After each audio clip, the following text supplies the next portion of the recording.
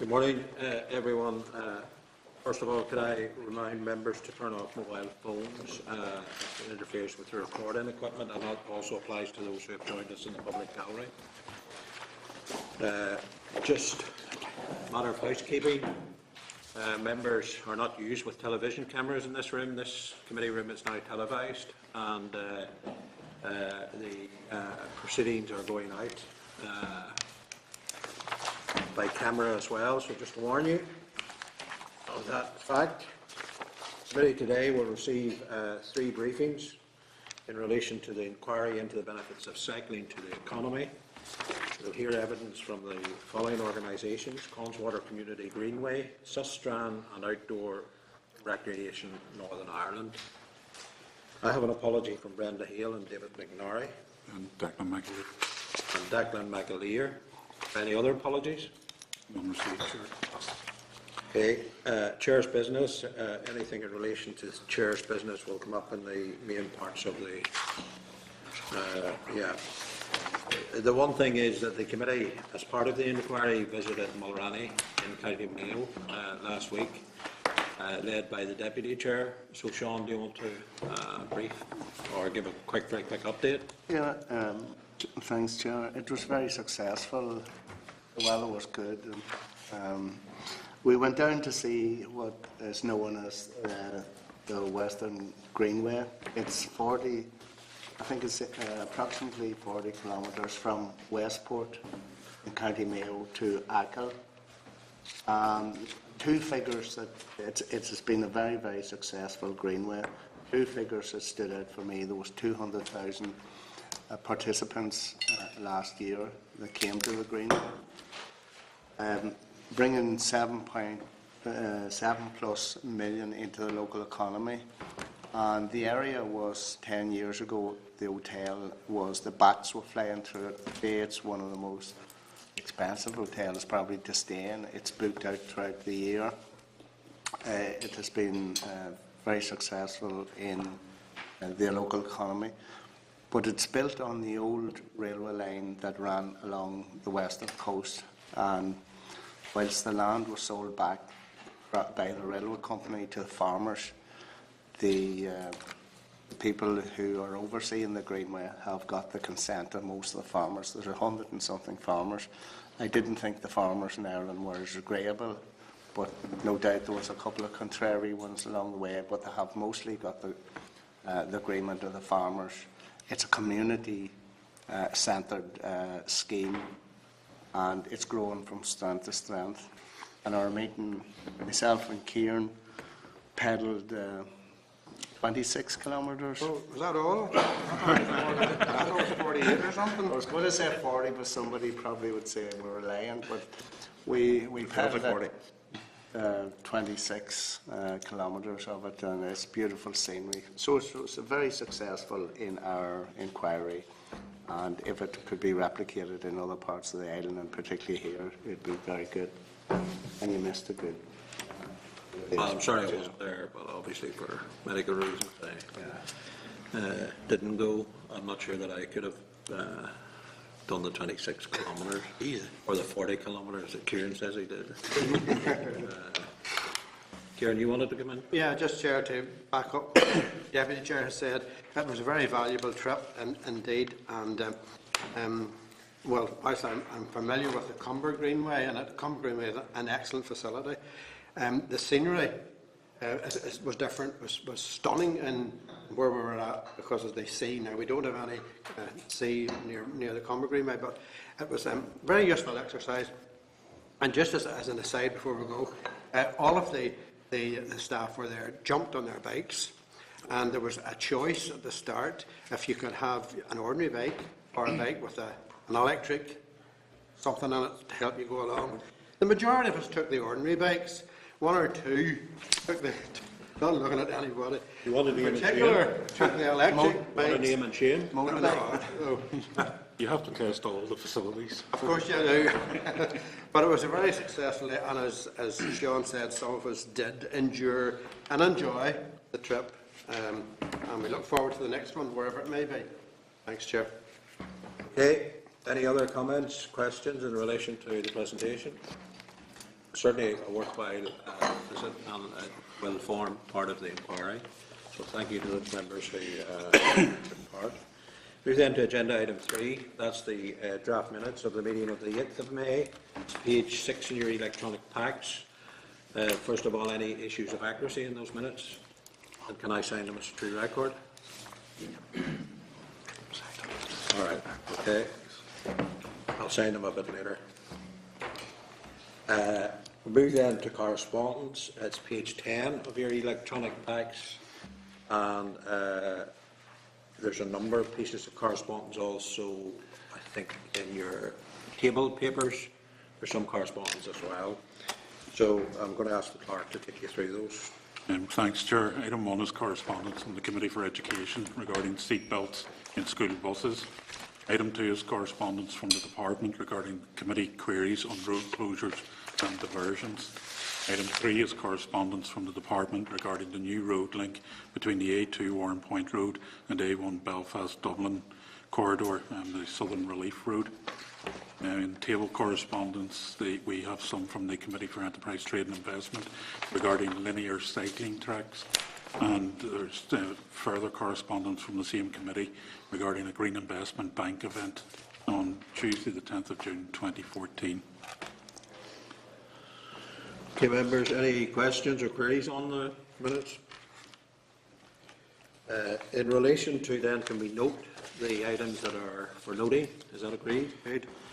And then, are members content to agree a sample selection of road closures and diversions to receive further detailed information on? Is that agreed? You happy that the Chair and Deputy Chair will have a look at that, along with the clerk, and decide which ones we'll run with? Then are members content to forward the correspondence from the Department to Warrenpoint Harbour Authority for information? Is that agreed? Agreed. And then are members content to inform the clerk if they wish to attend the World in Your Classroom event on the 27th? That needs to be done reasonably quickly, I imagine. Yeah. So if members are attending that event, would you contact the clerk ASAP, please? Clerk's office. And are members content to include the correspondence from the Committee of Enterprise, Trade and Investment to the inquiry report? Is that agreed? Agreed. And then are members content to inform the clerk if they wish to attend the Green Investment Bank event on Tuesday the 10th of June again, as soon as possible, if you could contact the clerk's office if you intend to attend that event. Okay, we move on then from correspondence to agenda item 5, inquiry into the benefits of cycling to the economy. And the first group up is Connswater Community Greenways, page 34 of your electronic packs. I'd ask the members to come forward to the table, please. At least one member, no stranger to this place. Chair. Reliably informed he's not here as an MLA today, that he's here as an ordinary civilian, Chair. An ordinary civilian member of the Greenway. Sammy, you're very welcome. Thank you. Jerry, you're very welcome, and Wendy. Thank you. Very welcome. Look forward to your presentation. If you can make a short presentation, yep. And then, more importantly, leave yourself open for questions in relation to the event. I should say that all of our 3 items of business today are being Hansarded. So whatever you say will be answered and will form part of the committee inquiry. So, yeah, the presentation also is in table papers, and I think you have a video as well, isn't it? Yes. So, without anything further to do, I'll ask you to carry on. Okay. Firstly, thank you for inviting us here today to give an update on the Connswater Community Greenway project. The first thing to say was, whenever we developed the project, it was based on an area of need, as we are trying to tackle some of the multiple deprivation in the most deprived areas of East Belfast, especially in relation to health and physical environment. To show you the scale of the project, that is the Greenway to the right in the green, and it shows you against where you see the River Lagan, which gives you some idea of the size of the project that we're currently delivering. Within the project, we have 16 kilometres of cycle and walkways. It's effectively a 9-kilometre linear park right from the hills down to Belfast Lough, following the courses of the Knock Loop and Connswater rivers. The outcomes that we're trying to achieve excuse me, are around promoting community safety and cohesion, really creating a stronger, safer community and a welcoming place in East Belfast. It's been a community-led project since I've started working on it in 2005, but apparently it was being talked about for over 50 years before we took it on. But really working with the community to create opportunities and to tackle the problems that affect their quality of life. And very importantly for us is to try and promote health and well-being, creating spaces and places for recreation, healthier and more active people and communities. We also incorporated the flood alleviation scheme because whenever we developed the concept of the project, we hadn't had the serious floods of 2007, 8, 10 and 2012. So that's been really important for the local people to incorporate a flood alleviation scheme, and we've worked with Dard and Rivers Agency in order to do that. Work has already commenced in Phase 1. Phase 1 was the Victoria Park sections and the Orangefield Park sections. I'll just talk about those briefly. In Victoria Park, we've upgraded the network of paths through there. We're putting an observation area into the one corner of the park. We've put the new Sam Thompson Bridge, which I'm just about to show you. We've also put an outdoor gym facility in there, really creating the park for people to use, both for cycling and walking and recreation. And the bridge has been very important in terms of linking it to the harbour estate and then through to the cycle network that links to Titanic Quarter and then to the River Lagan.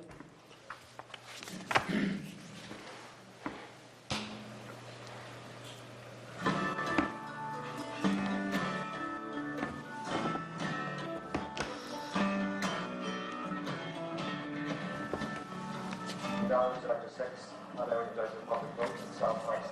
About 41% of the votes.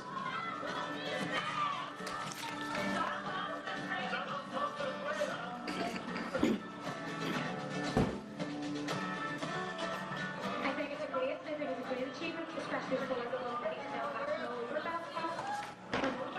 Our local heroes, I'd say, you know.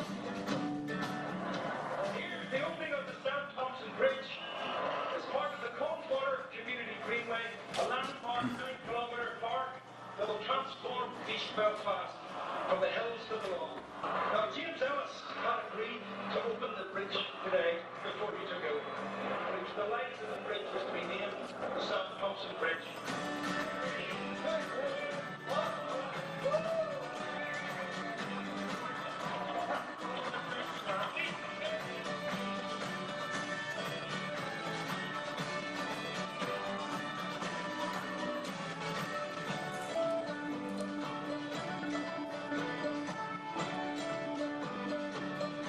Been in Victoria Park before, so it brought me here, and that was really nice.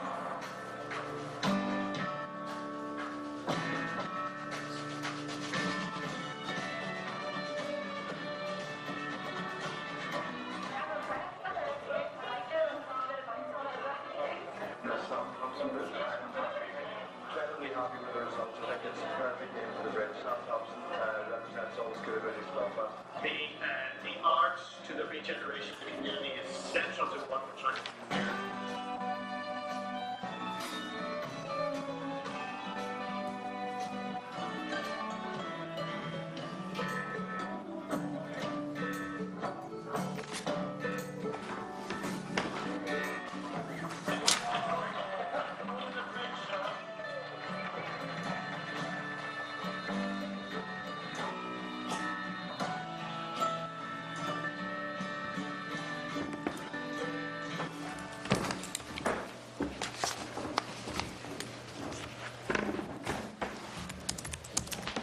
Also in Phase 1 of the scheme, this is the Orangefield Park section. You can see the black line at the back of the people's houses. That was where the river was. That's the Knock River, and we've moved that into the centre of the park, which provides a much better amenity for people to cycle and walk along. We've got 3 new bridges in this section, creating links between Clarawood, Orangefield down to Grand Parade. And as you can see the line of the new river there in this section. Some photographs just showing the construction of that, an outdoor education area for schools to use as part of that section. We're about to award the contract for the phase 2 of the project, which is all the bits in between, both the sections that I showed you.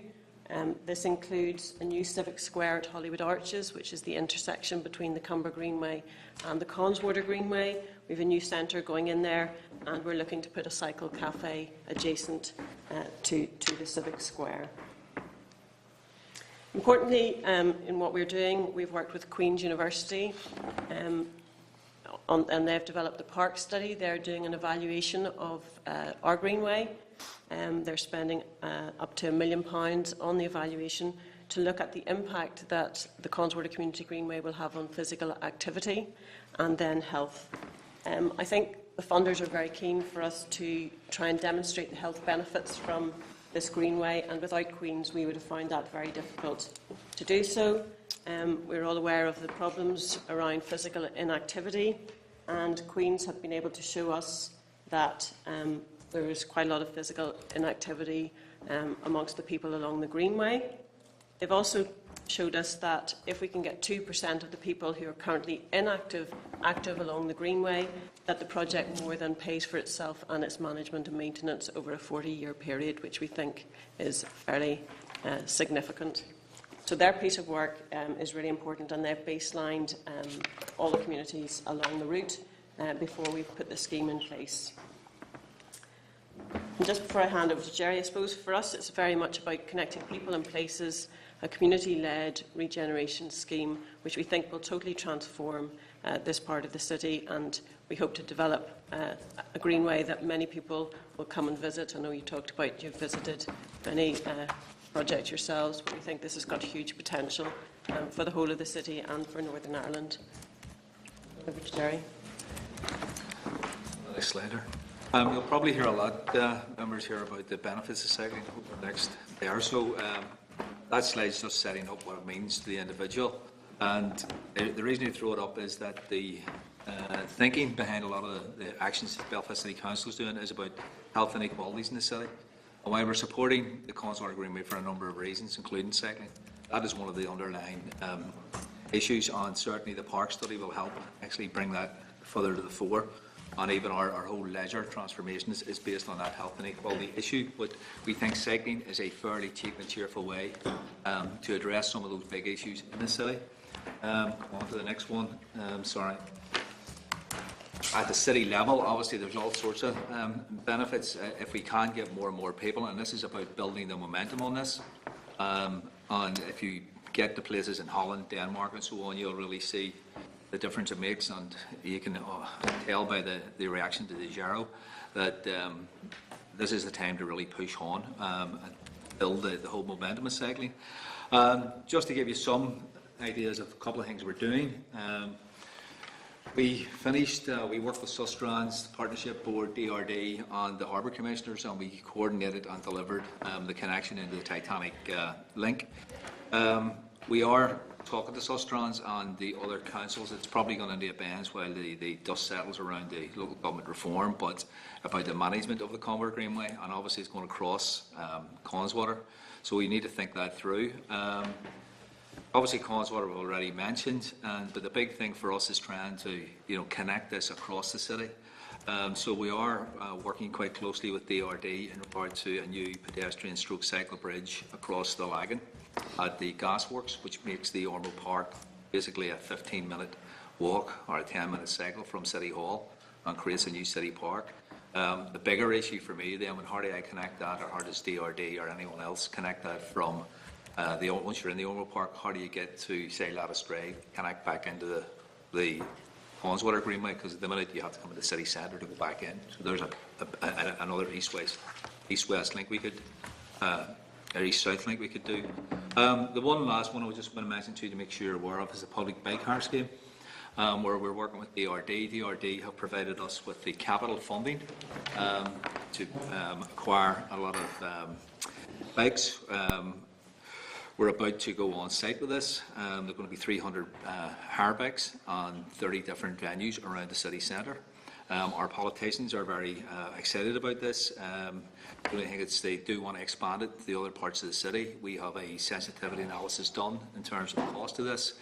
We think it will begin to make money after about 2 years.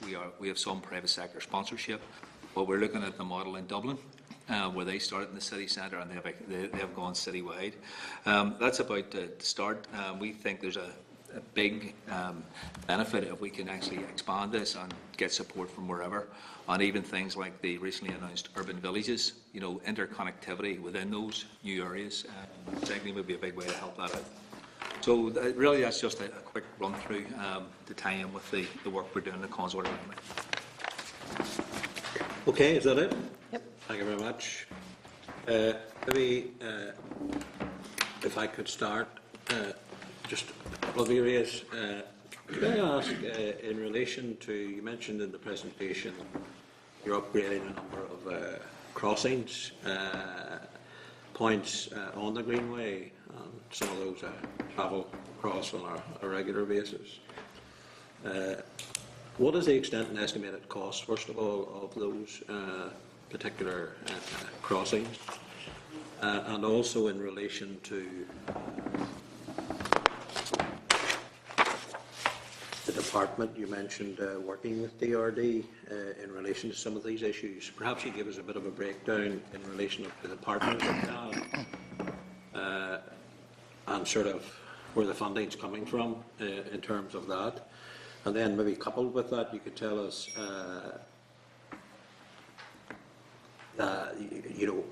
how has DRD actually supported the design and indeed the development of the Connswater Community Greenway in terms of the department that we have to oversee. I think it's important that we know that because we have this new cycling unit all within the department now.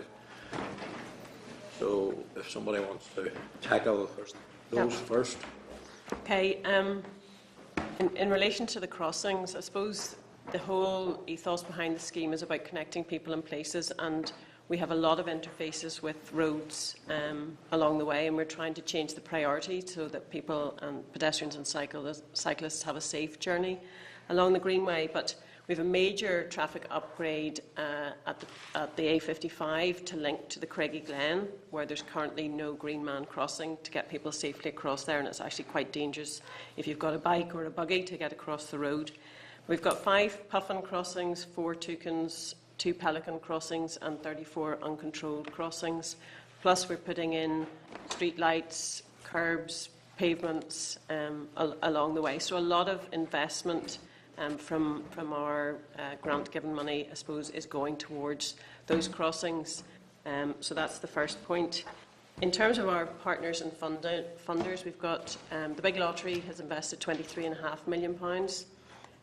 We've got Belfast City Council 4 million, DSD 3 million, and DARD is putting in 11 million towards, at least 11 million towards the flood alleviation scheme. So that's the breakdown of our main partners. And I think it's worth mentioning the council has agreed to manage and maintain the Greenway for 40 years, which is really important for us because building it is one thing, managing and maintaining it is a huge responsibility. And we're working very closely with the communities to really work with the council and looking at how we do that. In terms of how we've worked with your department, I suppose we've gone to them with the various design iterations because it's a huge scheme to design. We've recently met with the cycling unit around a couple of areas where the crossings that are currently in place are either in the wrong place, or we'd like to move them, or we'd like to change them. So the cycling unit has been really useful for us in the fact that it is now established and can hopefully help us to try and tackle some of those issues. We've also got a meeting with your minister on the 4th of June, I think it is, to talk to him about contributing towards, I suppose, the upgrading of the pavements that we're going to have to do to make the Greenway look pretty special, because We are funded to deliver a living landmark, and the quality of the materials and the lighting and the benches and the pavements and the crossings, we want to be, I suppose, much higher than maybe road service would normally use. So we're going to talk to the Minister about whether they would contribute towards the bill that we're faced with in terms of contribution towards those crossings. I think the estimated cost of the crossings alone, and this is before we construct them, is 1.3 million. Okay, so I take from what you've just told me that the DRD haven't been forthcoming with any money. You've told us over 11 million. You've told us that the SD, I can't remember the figure. 3 million. 3 million. So central government have already provided, but the very department that is promoting cycling in a big way, or wanting to promote cycling in a big way, haven't ponied up any money at all? Well, in their defence, but they haven't yet, but we're very hopeful. Well, I hope that they will, because, you know, you can't speak out of each side of your mouth or speak with a forked tongue in relation to this. There's no point in having a cycle unit and promoting, you know, and then not coming up with a lolly at the end of the day. Because this is a very exciting scheme, and I think it joins up with many of the other schemes, the Cumber Greenway and all the rest of it, which has been an absolute success in terms of South East Belfast. Sammy, you wanted to come in? Yes, Chair. The Minister has been very supportive, and I've spoken to him a number of times, as we have. I wrote the Minister and asked him for some support, because, to be quite honest, some of the work that we're doing is departmental work, and we should be working together. Now, up to this point, we haven't had any support. Speak to some of the officials. So we would hope that the Minister, he certainly will be open when we meet him on the 4th of June. But you're absolutely right, because all the various other departments, and the very fact that we have brought in 23.5 million from outside Northern Ireland, we should be getting a bit of encouragement from the department. Yeah, well, I mean, I understand it's not ruled out, and I think the committee, I suspect the committee would be encouraging, because, I mean, we want to encourage cycling and cycling routes, so we would be wanting to encourage the department as well, and I would be shocked if they didn't at the end of the day, but I think, hopefully, fingers crossed, you will have success there, and I'm sure it will not be so fine that you do that. Jerry, did you want to come back? I was just going to be a bit more specific in regard to the overall department, not just the cycling unit. Part of the road, or part of the route, is going along Craigie Road, and we're going up and down over the front of people's houses, our access points, and that. It's going to cost a lot of money to change levels and all, because of what work is going on, and we would really like to see DRD coming in, that sort of thing, other than us just put a strip up. You know, to actually make it look like something serious. And the rest of the design and stuff that Wendy showed through parkland and stuff like that, so it will be a fairly high standard. But the part of the route that will go on the main street is really a DRD issue, and we'd like to see them taking a bit more responsibility on it. And Chair, could I say, and as part of the scheme, and you would know yourself that George Best lived born and bred in Craigie Estate, part of the scheme will be a link into George Best house, which we've acquired there, and certainly, and you would be very aware that the number of tourists, people, Man United supporters all over the world, coming, any matches here at all, they come, their buses and all, up to that house. So it's also about tourism as well. It's also about, you know, encouraging people to come into the area. Well, I think one of the things, the Minister's commitment, and he has reiterated that in past days, that where he said that he was committed to the cycling revolution, as he called it, and it can be, and that of course can be demonstrated very clearly by some financial support for cycling routes, no matter where they are, and that's something the committee's keen to. I'll just ask you one final point, just on the funding. Has there been any commitment from the Department of Health in relation to, because this is a cross-cutting thing in terms of health as well, and can you tell us if you've had any discussions in terms of the health issues, which obviously come into your project? We haven't had any direct funding from the Department of Health, but we are working very closely with Active Belfast and other bodies to make sure that we tie in with the health benefits. And I think it was hard for us to describe what the actual health impact of this was, and I think the studies that Queen's have been doing and the information they've been giving us will really help us in future. But we're working with the local GPs and the health practice at Hollywood Arches, looking at social prescribing, so prescribing exercise as opposed to medication in many cases. So, and looking at programs that we can then start introducing to get people more physically active. And Queen's have come back to us with the barriers people find to engaging in physical activity.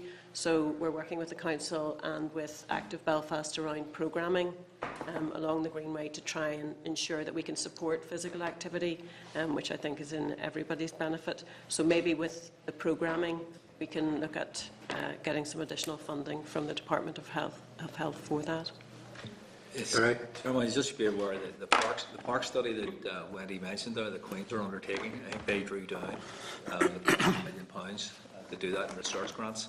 And I do think the outcome of that study hopefully will really articulate the health benefits and make arguments in the future much easier to make to departments of health and so on, actually to put money into preventative measures as opposed to trying to solve things after problems have occurred. Okay, I'll stop at that point and bring in Deputy Chair Sean Lynch. Thanks, Chair, and thanks for the presentation. It's something that I wouldn't have known that much about because of it's in Belfast City, and since our travels to Mayo, and it was a different because it's going through countryside and it didn't have the same expense as yourselves going through the city and going through traffic lights and all of that, so it's going to be much more expensive. But I was maybe myself and Kieran would like to go down and get a spin on it as well sometime. No problem. But you were saying, I didn't see you there coming. Not even the electric one. But Wendy, you said about promoting it on a wider scale than just in Belfast, and that was one of the successes of the scheme in Mayo, that they had promoted it Ireland-wide and then the islands and then worldwide, and it became, that's where their success came. And how do you propose to do that? Because I think it is a good idea and it's a great scheme.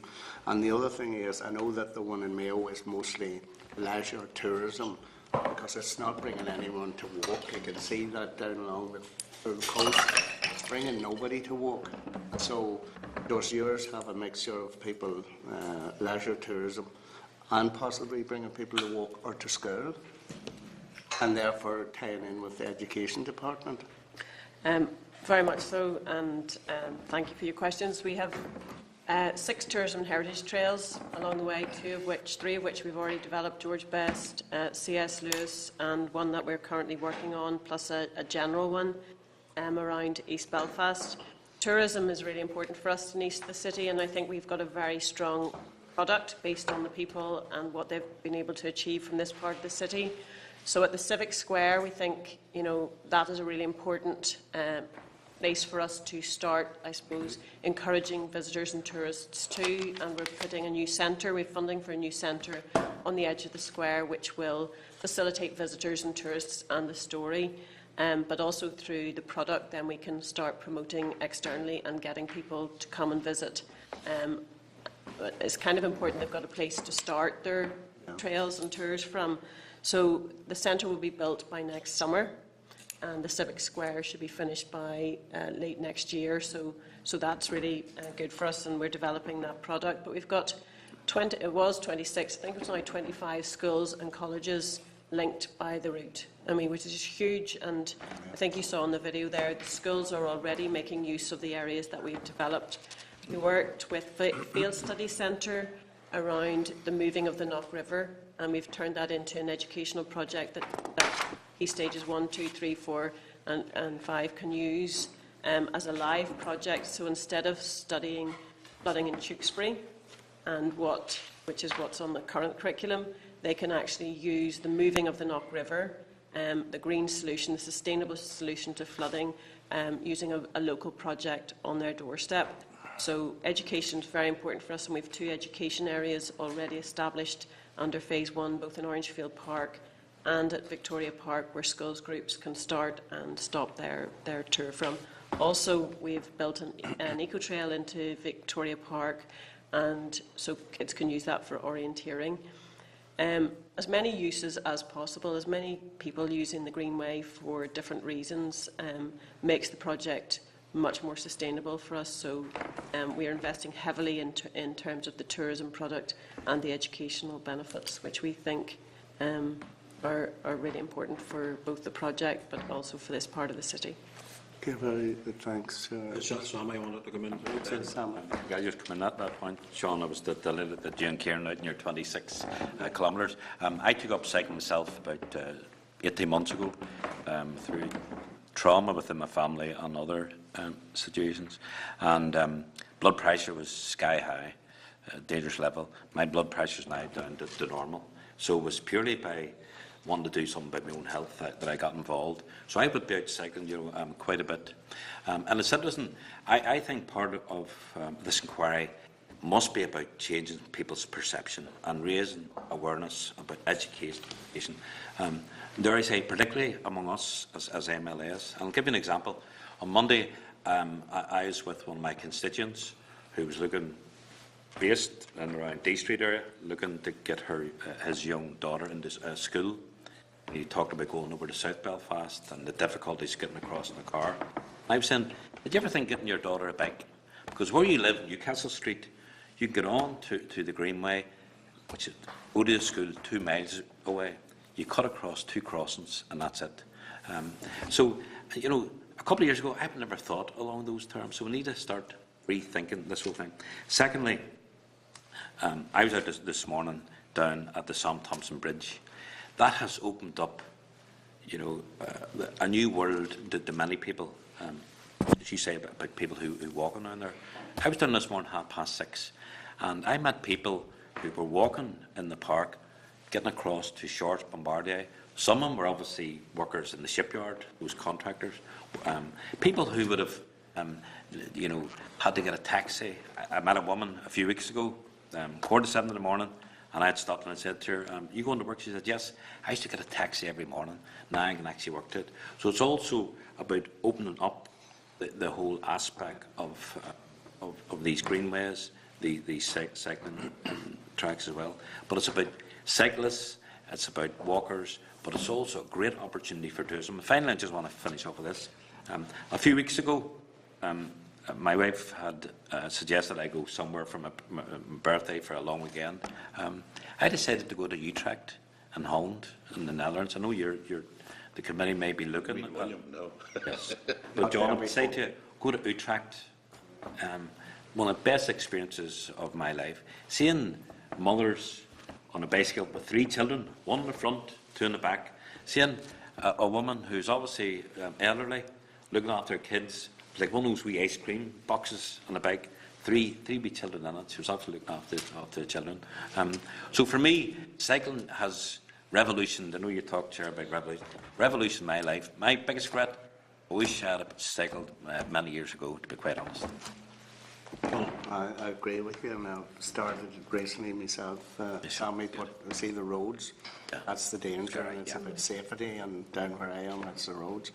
Just with yourself, Jerry, just slightly on the bike scheme and the rental, could you elaborate a wee bit more on it? Because we did get a really good presentation in Mayo, and there's a proliferation of now cycle shops, and there's a turf war on. We were told, because cycling has become so popular. Well, I mean there's been various people putting ideas forward in council over a couple of years. We should have a bike hire scheme. London's got one, Dublin's got one, and Wales has got one. The DRD, to be fair to them, had grant monies available, and we made a case that give us the capital, and we'll acquire and do a bike scheme. And we'll try and look after the revenue consequences of paying for these things, because while people will pay to use the bikes, it's the take-up, and you need to get a critical mass built up to begin to make any money on it. So as I say, they made the grant award. We did the tendering processes and that, and it went over our capital, but we got a further award from DRD to cover that. We've been talking to a number of commercial companies to sponsor the scheme. And as I say, we have done an analysis over a 6-year period, and we think certainly it'll break even and begin to win the profit after about 3 years. The council have supported that and will subsidise it for the first couple of years in terms of revenue. So at the minute we have all the sites identified, we have a contractor appointed to supply the bikes.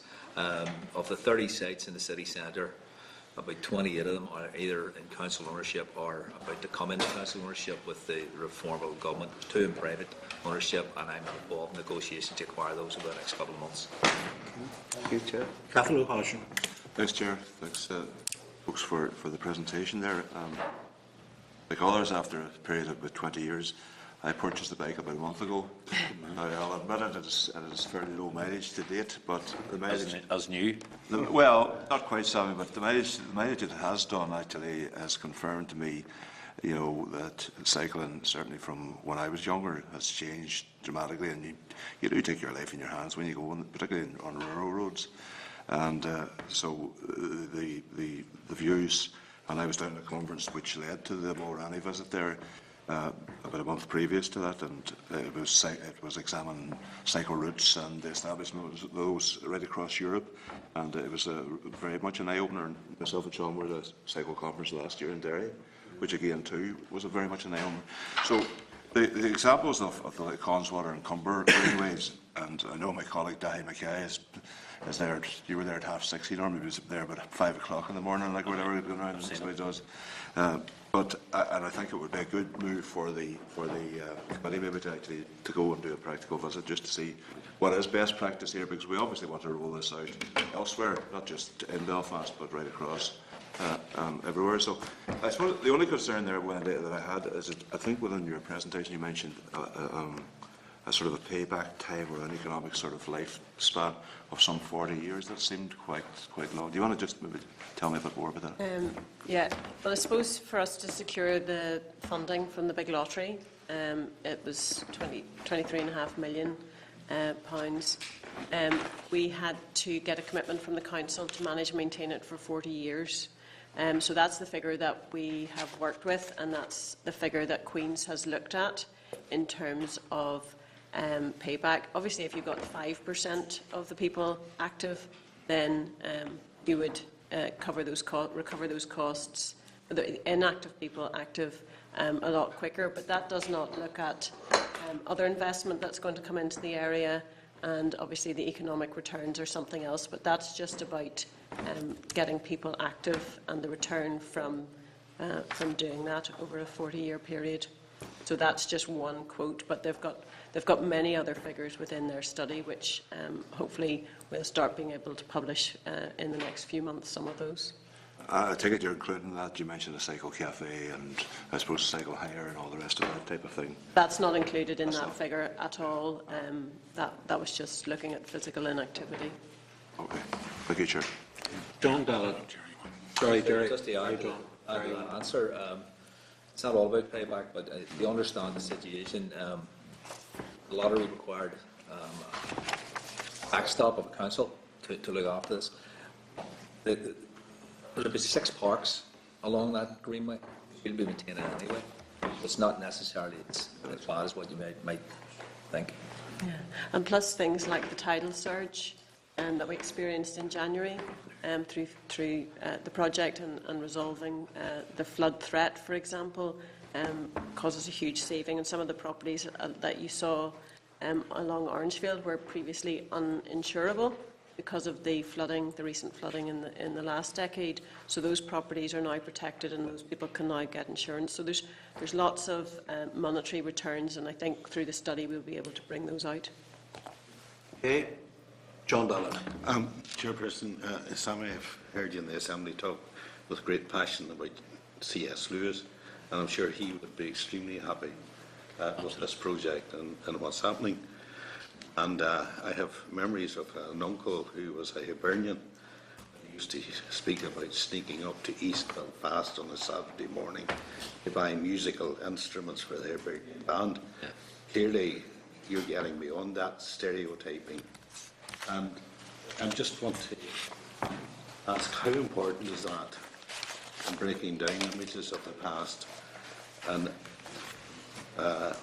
integrating East Belfast into the city as a whole?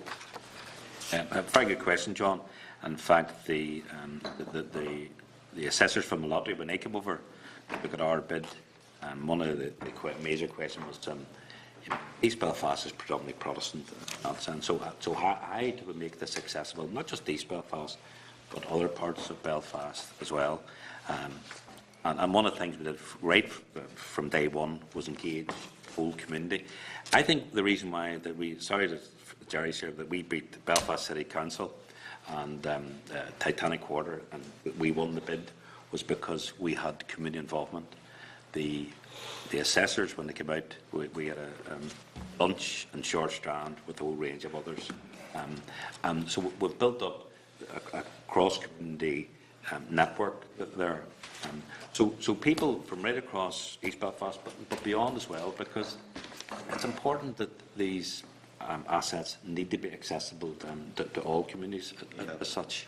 And we've been very conscious of that from day one, but it's an area that we need to keep concentrating on.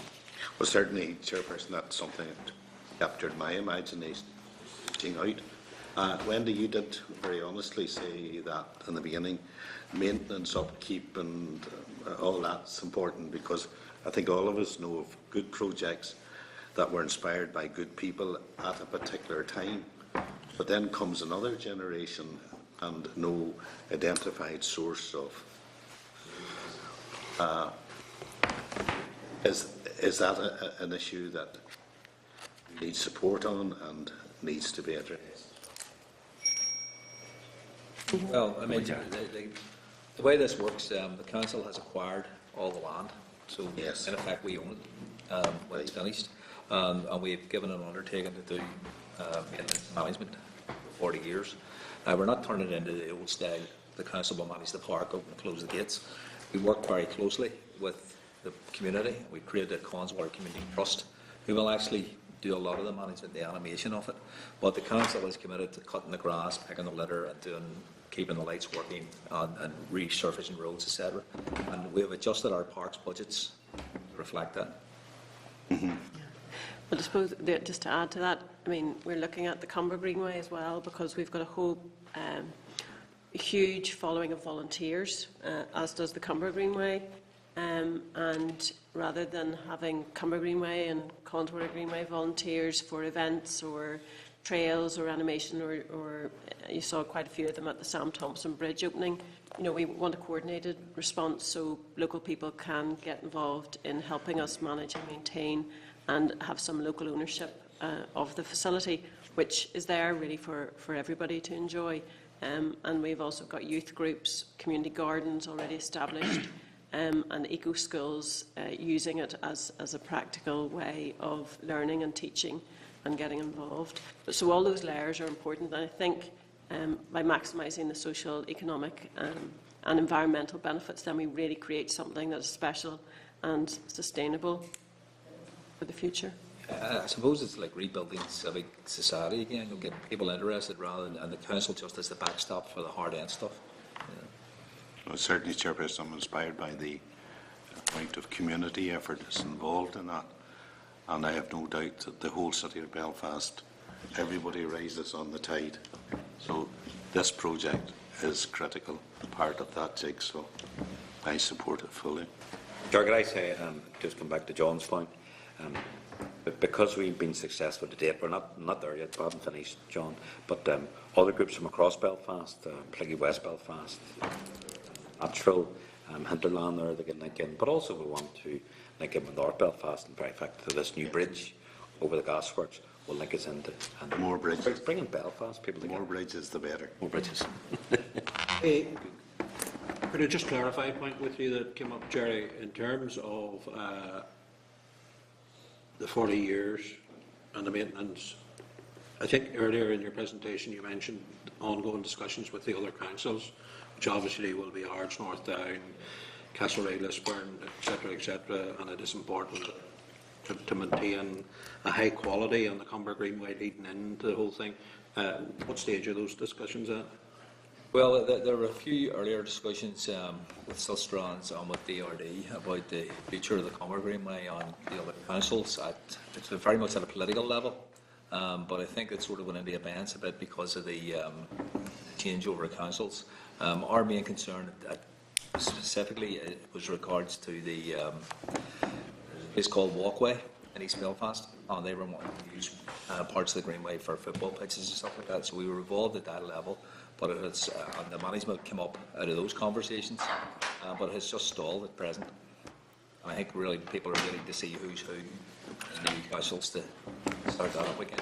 Yeah, but I think it's important that there's some sort of dialogue keeps going in relation to that. So perhaps you can be the umbrella body that certainly Belfast City Council will be the lead council in terms of, I can imagine most of it. Kieran McCarthy.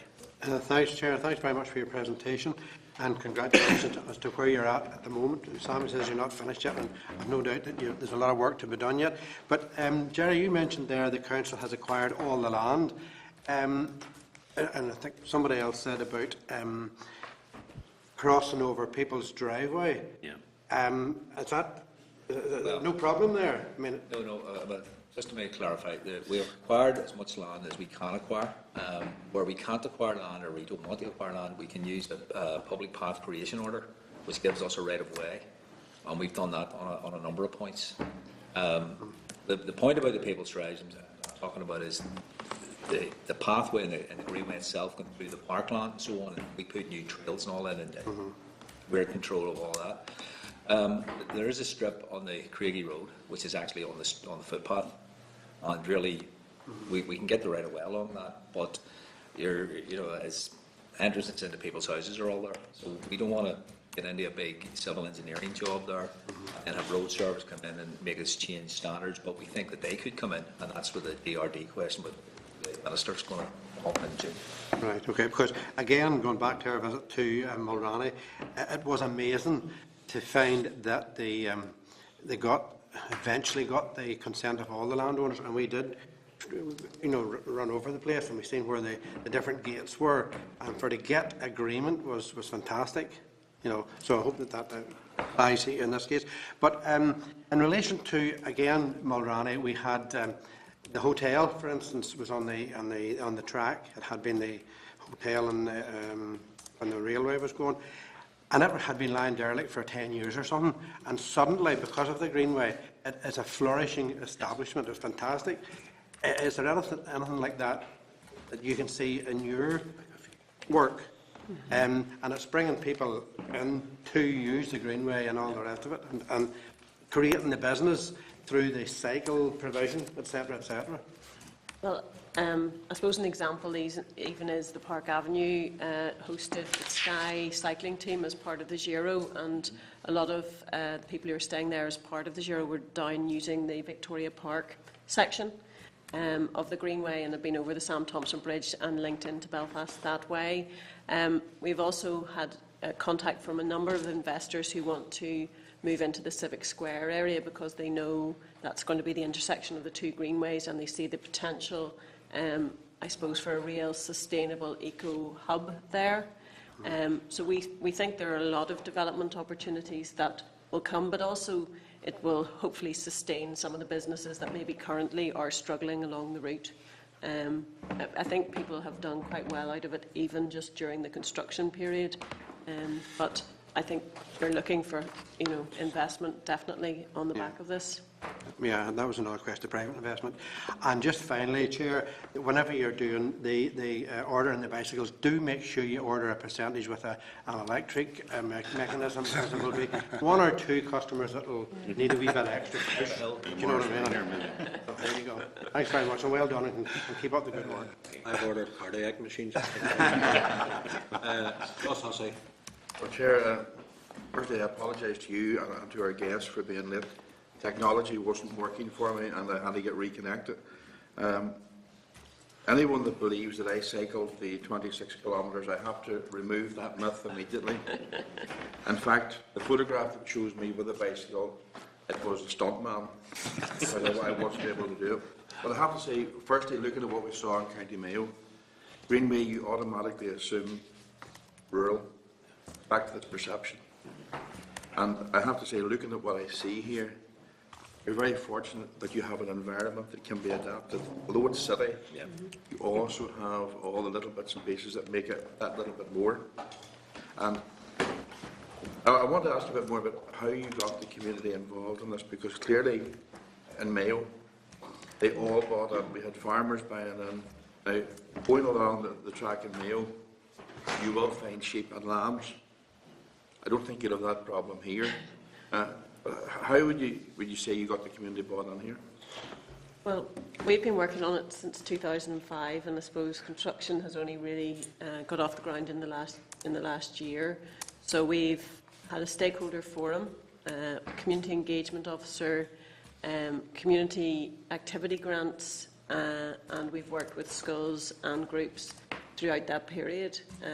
I suppose we've also got somebody working on our social media, so half our resources on this project have gone towards community engagement on social media, which is an ongoing project. But it's been the easiest project ever to sell to people, because everybody can see some benefit in it for either themselves, their families, their organisations.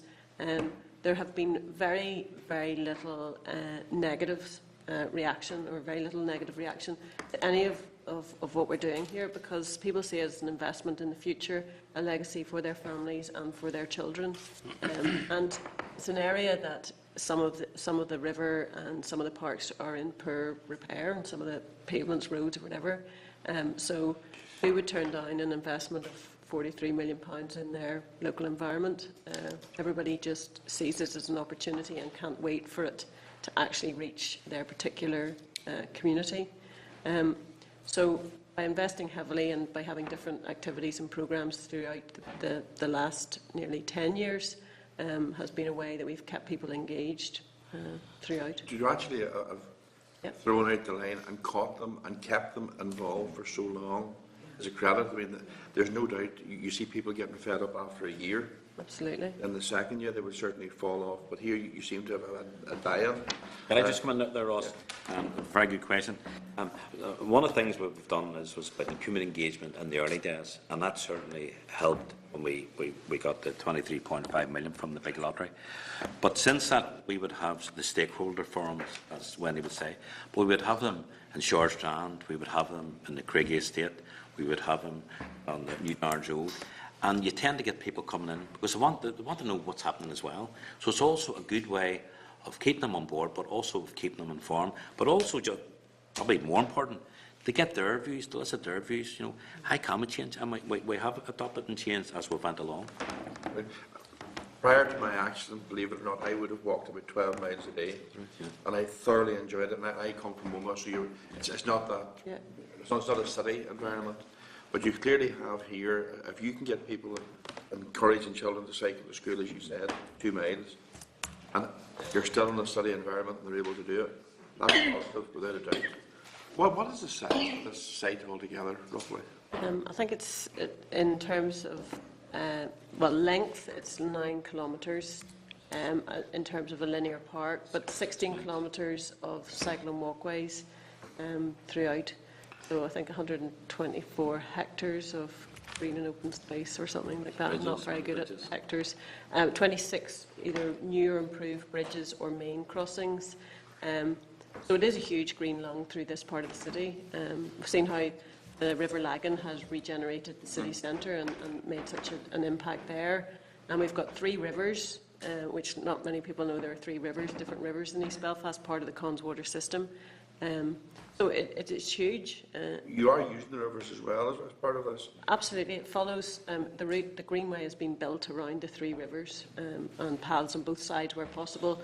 And the rivers have actually acted as a little bit of an interface and divided communities in the past, and that's where it's very important for us to put the bridges in place and open the gates. And Queen's did a very important piece of work for us called a Walkability Index, which has now been used in places like Derry to look at a park or look at an area and work out where the connections need to be, where the bridges need to be, where the gates need to be, where the lights need to be in order to connect people and places, which is really at the heart of what we're doing. Well, there's a good example in Londonderry where you will see people suddenly walking right across the old barracks, across the bridge and into the city centre. And that opened up without a doubt. I won't ask the question, is there access for cars for me to go and see this, because it would ruin the whole image. But I've got to say, I mean, from what we've seen in Mayo and from what you're talking about here today, it is very positive. As I said, Greenway in Belfast is the last thing I think of. So congratulations and well done. Okay, I don't have any other wanting to ask a question, but maybe if we could clarify just 2 points, 2 interesting points I think that come up during our conversations. First of all, in relation to the Orangefield reroute of the river, that has alleviated, or hopefully has alleviated, the flood problems there in relation to Orangefield Park, which obviously has tremendous, the devastation that was created, I think twice, maybe 3 times, in relation to that river. So, I mean, those benefits as well have to be added into the scenario. And suppose the other interesting thing, Sammy, was your saying, down at the Sam Thompson Bridge, the amount of people that are now using it actually go over into to the other side of the river for work and what have you at an early stage in the morning, rather than, and that's got health benefits apart from anything else. I just wondered, in terms of that bridge since it opened, is there any indication of the numbers that are actually using it on a daily basis? And is there maybe the possibility of an ongoing survey at some stage to actually find out how many people are actually using it, stuff like that? Because I think that's an important point to make to departments and to government. Perhaps if you did have those figures before the inquiry closes, or if you have any figures, you may let us have them. Yeah, just the first point around the flooding in Orangefield Park. I mean, we have changed people's lives there, literally. People suffering from a huge amount of stress caused by the flooding of their properties, which became nearly an annual event. So we have definitely resolved that flood alleviation problem, or flooding problem, and they're currently extending the culvert at Grand Parade. I don't know if you ever go down there. I know all about but also, my constituency. yeah. So there will be a bit of disruption whilst we do the further culverts and river work along the way. An interesting point about the Sam Thompson Bridge. We didn't know exactly how many people would use it, but we thought it was a really important connection through to the Harbour Estate and linking through to Titanic and then the city. In the first month of opening, we had over 28,000 crossings, and the counter is at a place where you wouldn't have been able to access before, because it's actually at where the bridge lands in Victoria Park. So it's not people who would have been using Victoria Park anyway through the main car park. So that's really useful for us to have that information. So on average, 1,000 crossings per day, and that's a mixture of cyclists and walkers, and that's throughout the day as well, and we can get that information to you in terms of how that's being used. But I think that's really encouraging for us, because obviously at the Harbour Estate end there isn't a huge amount developed there yet, but we know that that will come over time. But it's worth mentioning Belfast Harbour have been really supportive, and they've put in a small car park there, so you can park your car there and get over the Sam Thompson Bridge and access Victoria Park from that side, because the access is particularly poor at the moment. So. Chair, can I just say a couple of things about the Sam Thompson? I had said earlier on about the number of people I've met coming from East Belfast into the Harbour Estate and the shorts. But the other important aspect of it as well is that overnight, thousands and thousands of people who work Shorts, Bombardier and some of those other companies are able to access the Victoria Park for the first time ever, in terms of going over at lunchtime, maybe getting up early in the morning. So it has huge health benefits. You open it, people use it.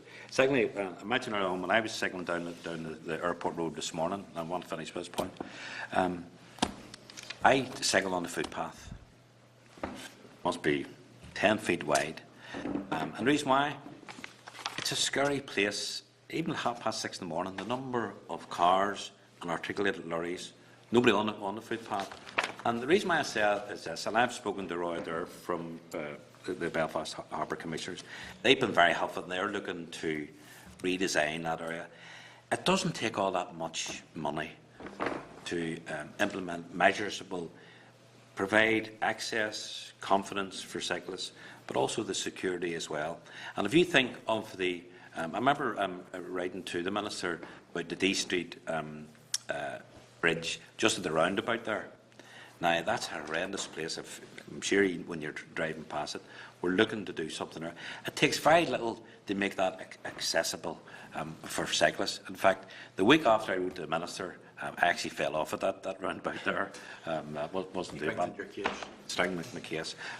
But all I'm saying is this, is that I was down Victoria Park on Saturday with the First Minister. Unfortunately, he got a puncture going round Victoria Park. But one of the things that he did say to me, he said that, you know, Victoria Park now, when you cycle around it, the quality of the surface is first class. So what I would encourage the committee to look at in this inquiry, let's do the best. This isn't just for cyclists, but it's also for tourists, it's for walkers as well. Let's try and do the best when we're implementing these measures. And as I said earlier on, some of these measures they don't cost all that much money to make it much more safer, much more confident building for people. Thank you. Thanks, Sammy. Thanks, Wendy, and thanks, Jerry. It's been a very worthwhile presentation, and perhaps maybe before the inquiry closes, we might be able, given the close proximity to this place, we might be able to get a quick run down and have a look. That would be very useful. I think that would be worthwhile for members, and we could probably arrange that with you, I'm sure, at reasonably short notice. It will be. It won't be before the summer recess, but possibly a bit after that. So I wish you well, and I thank you, Chair. Given the comments that you've heard from the committee, every member of the committee wishes you well as well. It's important, and it's important that we get these things spread right across the whole province. Thank you. Thank you. Reserve my part. Okay, we move then, members, to agenda item 6. Again, page 37 of your packs. And we bring forward the officials. Perhaps there's still some changes to be made, I think, at the top of the table yet. Give the officials a chance to do that.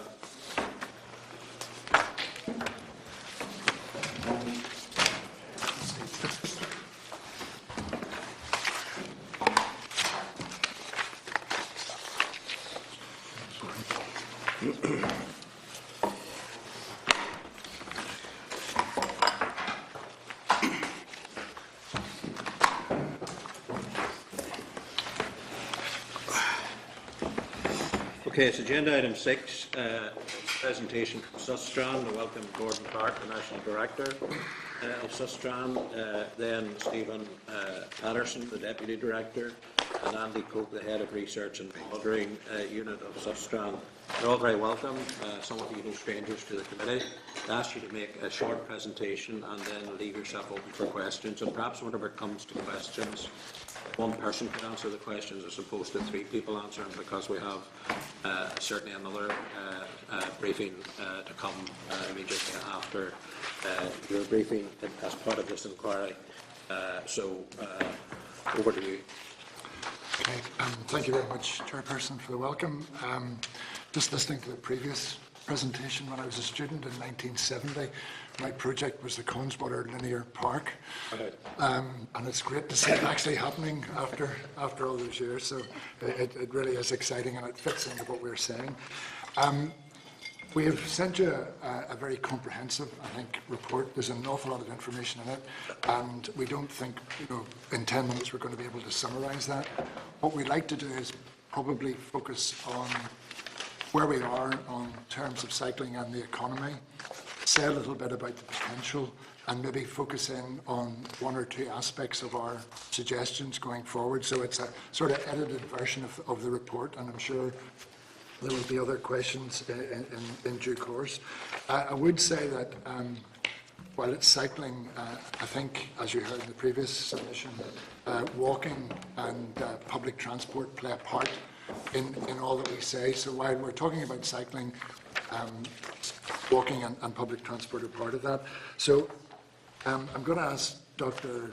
Andy Cope, who is the head of monitoring research, a team of 30 which are internationally recognised, do work for the World Health Organization and so on. So it's a very important group within Sustrans who build the evidence to make the cases for us. So Andy, if you would do the introductions. Okay, thank you. We'll, sorry about the slides, we'll talk to the paper version.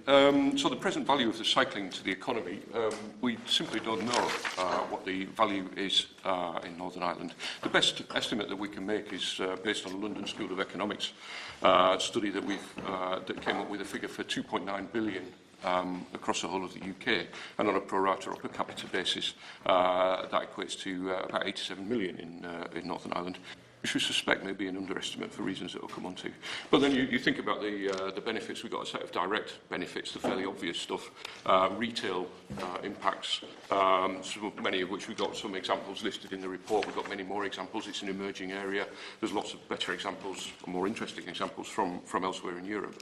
And then there's a leisure and tourism component, which we estimate to be, is estimated to be worth 167 million in the Republic of Ireland in 2011. I know you mentioned in the previous session the impact of the Great Western Way in Mayo, of course. And of course the jobs creation element of it as well, really important. But a part of that is to do with the construction, and the investment in cycling and walking is evidenced to be more efficient in terms of stimulating the local economy than maybe investment in bigger road type schemes. And then you've got the indirect benefits, the less obvious stuff, the health, obesity, mortality, the absenteeism and well-being components as well, which also have a value. Decongestion, there's a study we found that estimates that congestion is costing businesses in Northern Ireland £250 million a year, which is about 1.5% of the economic productivity of the region.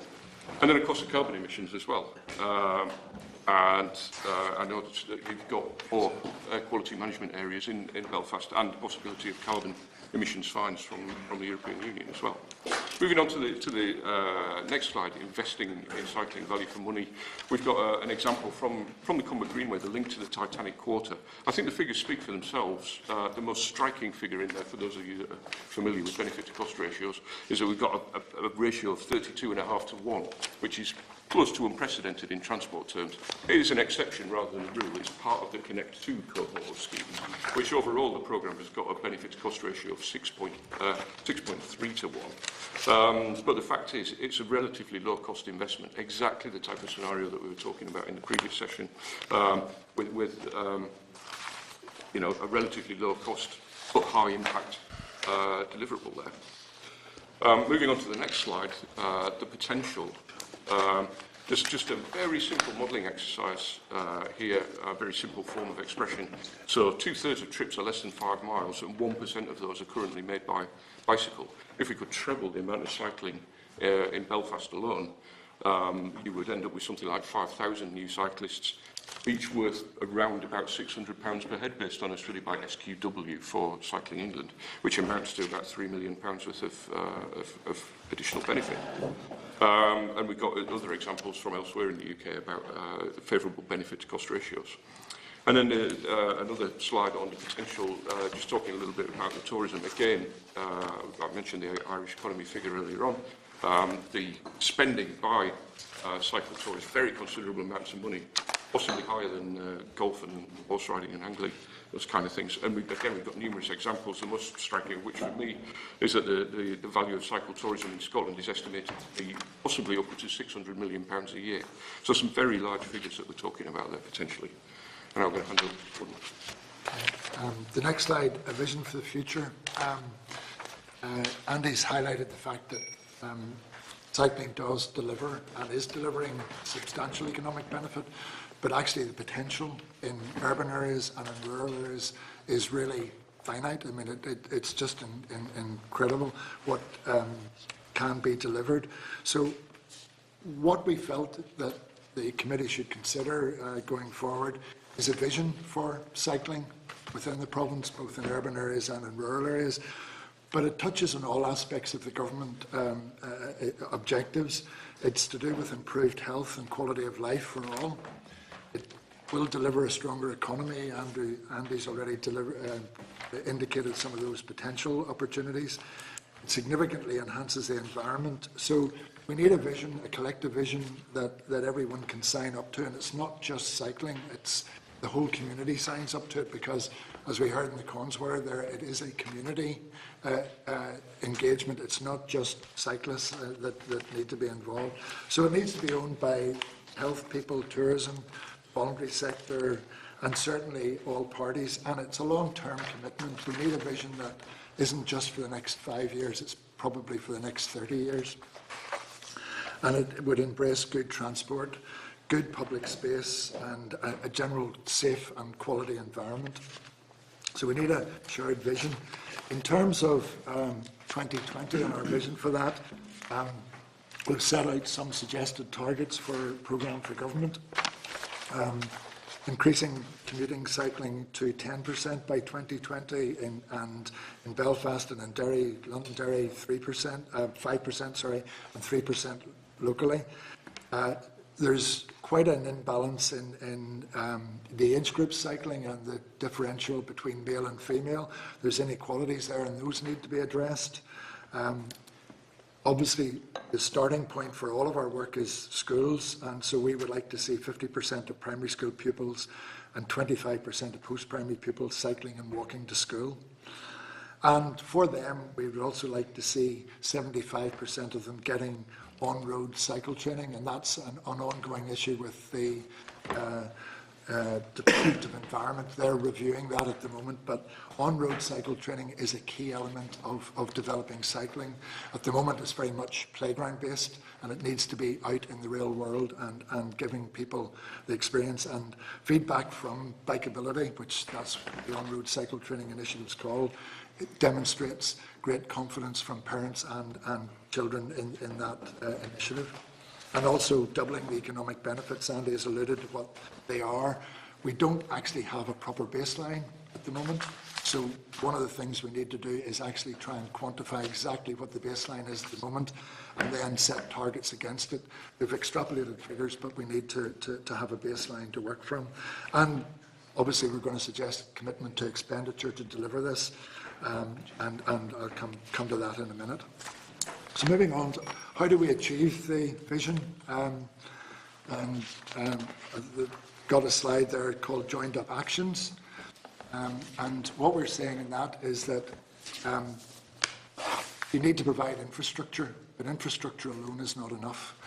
With it, you need to work with communities, and we call it behavioural change, working with schools, working with workplaces, working with communities to get them the information, the motivation to change from their current mode of transport to walking and cycling. So you need to have infrastructure, yes, you need behavioural change, and then you need the policies within government to help deliver that. Policies like active travel. The Welsh Government recently introduced a bill called an active travel bill, and it obliges the statutory planning process to incorporate walking and cycling routes in their statutory planning.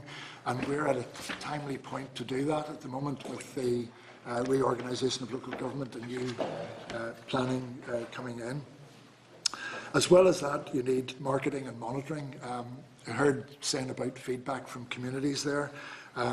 Essential part of any vision for cycling going forward is that you measure it and you can count the number of people cycling, but more importantly, you seek opinions. And the DRD have signed up to a UK-wide initiative called Cycle Account. It's a biannual report, and what it will do is produce statistics on cycling, but also give people a summary and a chance to say what they think needs to happen. So a vision going forward, infrastructure, behavioural change policy, marketing and monitoring.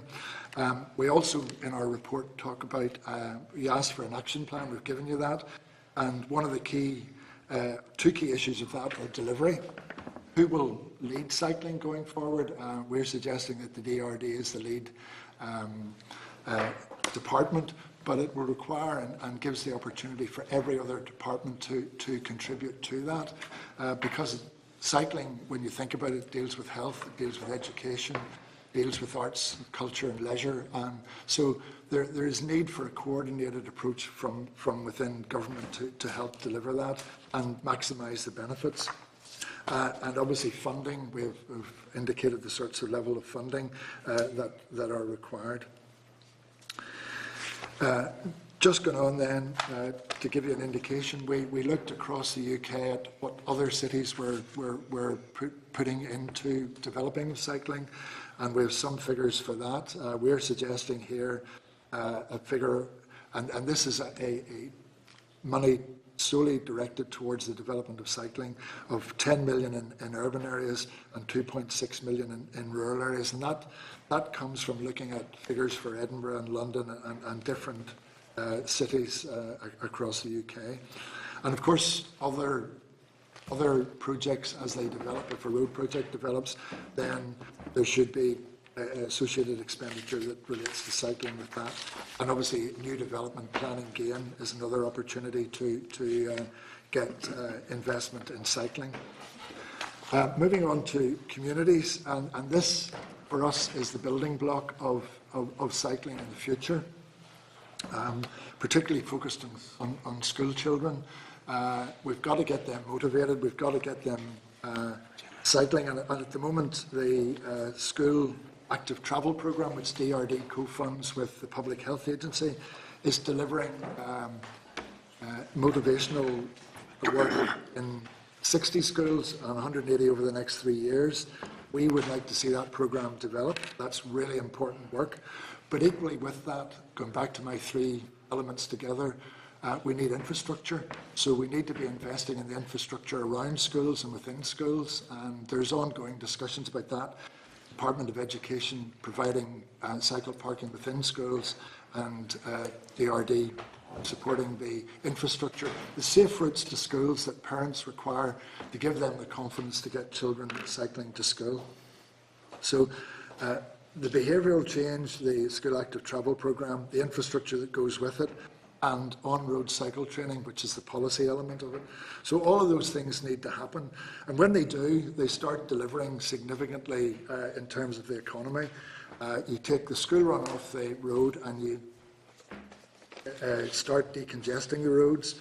There's air quality benefits, there's health benefits, particularly to the children, obesity being the #1 issue.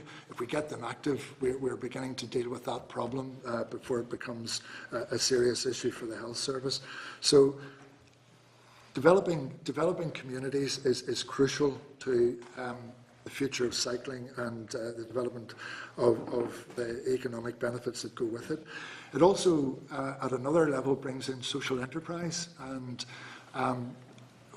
what we've found in working with some schools, the children have difficulty affording bikes and looking after bikes, and in 1 or 2 places, local communities have developed social enterprise which will help service the bikes and provide bikes, recycle bikes and so on.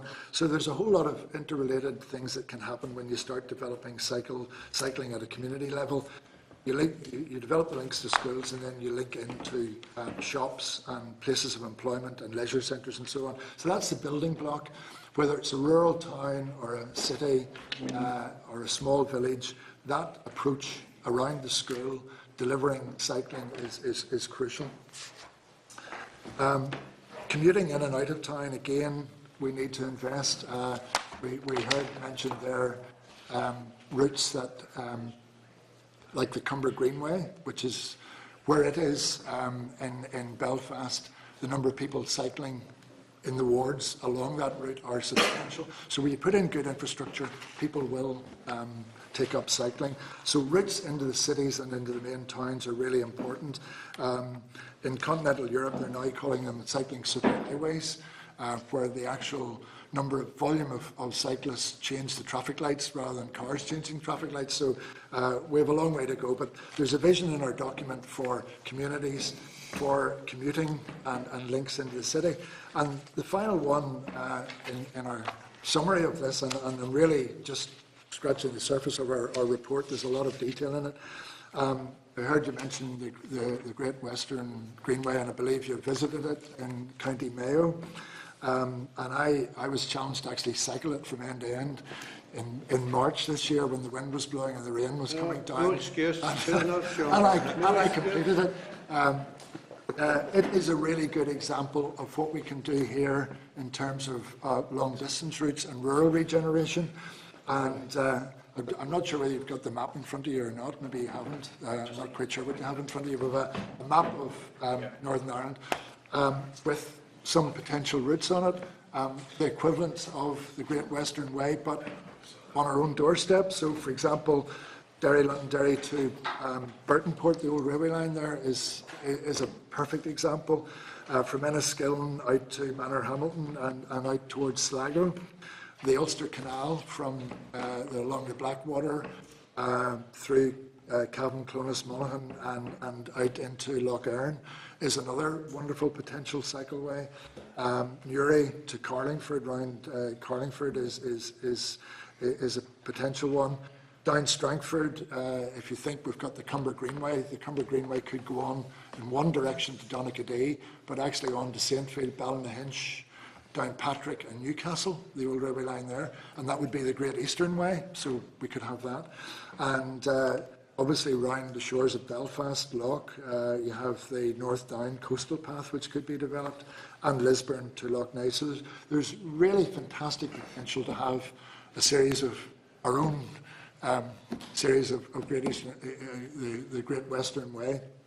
And the economic, you touched upon it in the last presentation, the economic benefit to the farming community, to businesses along the route, to new operators that hire out bikes and do that. So there's huge potential economic benefit in that. And the one route that we haven't shown on is the Eurovelo route.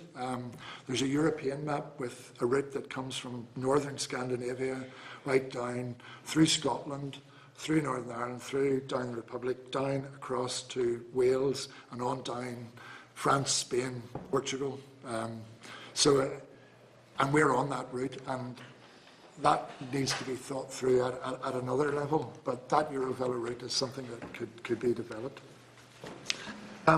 Chairman, I've kind of maybe run through a presentation that you maybe haven't been able to see, which is difficult for yourselves. Our report is really, there's an awful lot of information. Well, members have this report. They have that, yeah. As I say, in the short time available, that's a sort of quick summary of some of the key highlights, but there's a lot more, so we welcome questions now. Okay, thank you. In relation to, there's an estimate that currently 87 million is contributed into the economy of Northern Ireland. I just wonder how current that figure is, and the portion of that is direct economic benefit. Yeah, it's the work was done in 2011, so it was based on 2010 data, so it's current-ish.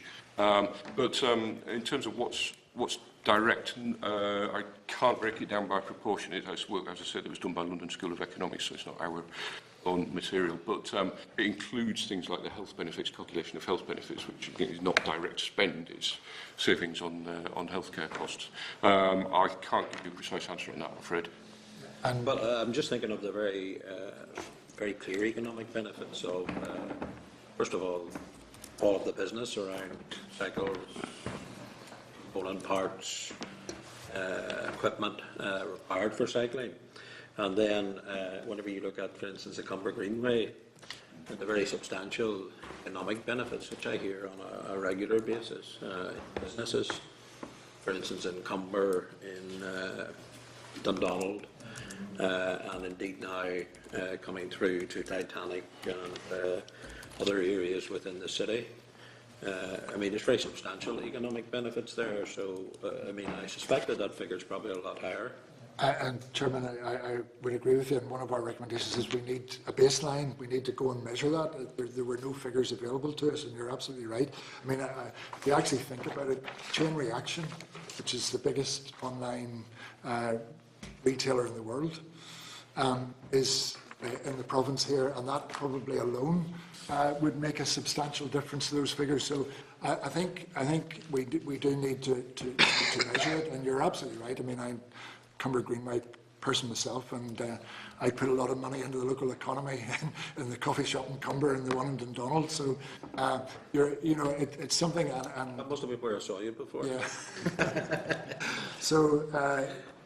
Yeah, I mean, I think we need a baseline to work from, because that's how then we can set targets for ourselves to double those figures. And I think the potential is incredible. Also, in terms of, you mentioned the Copenhagen cycling vision in your report, and how I'll ask you this question. I'm not sure that you'll answer it to me, but could you would you be prepared to say how you would rate the executive and the Department of Regional Development in terms of the department's cycling vision?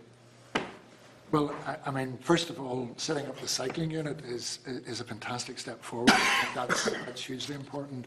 And I do know the Minister visited Copenhagen recently, in March.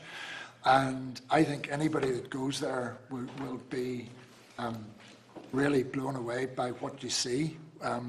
When you see the infrastructure that they have, I mean, I was criticised. I was standing out because I had a high-vis jacket on, and I started to put a helmet on. The guy said to me, "Do you not think this is safe?" There's a culture there. But they've been working at it for 30 years, and that's why we're saying in our report, this isn't a short, you're not going to get there quickly. It's going to take a long-term commitment, and that's a real challenge, because it goes beyond 5-year term of a government. It goes on and on. But it's got embedded in the culture of Denmark and in Copenhagen in particular. So I think that's the sort of benchmark we should be aiming towards, but it requires this commitment that everybody signed up to it. It's not a debating issue. This is where we're going. This is the sort of city that we want. And when you look at the vibrancy of the centre of Copenhagen, and my wife, who was with me, who didn't cycle, was going around the shops, and she said, I haven't seen a vacant shop in the centre of Copenhagen.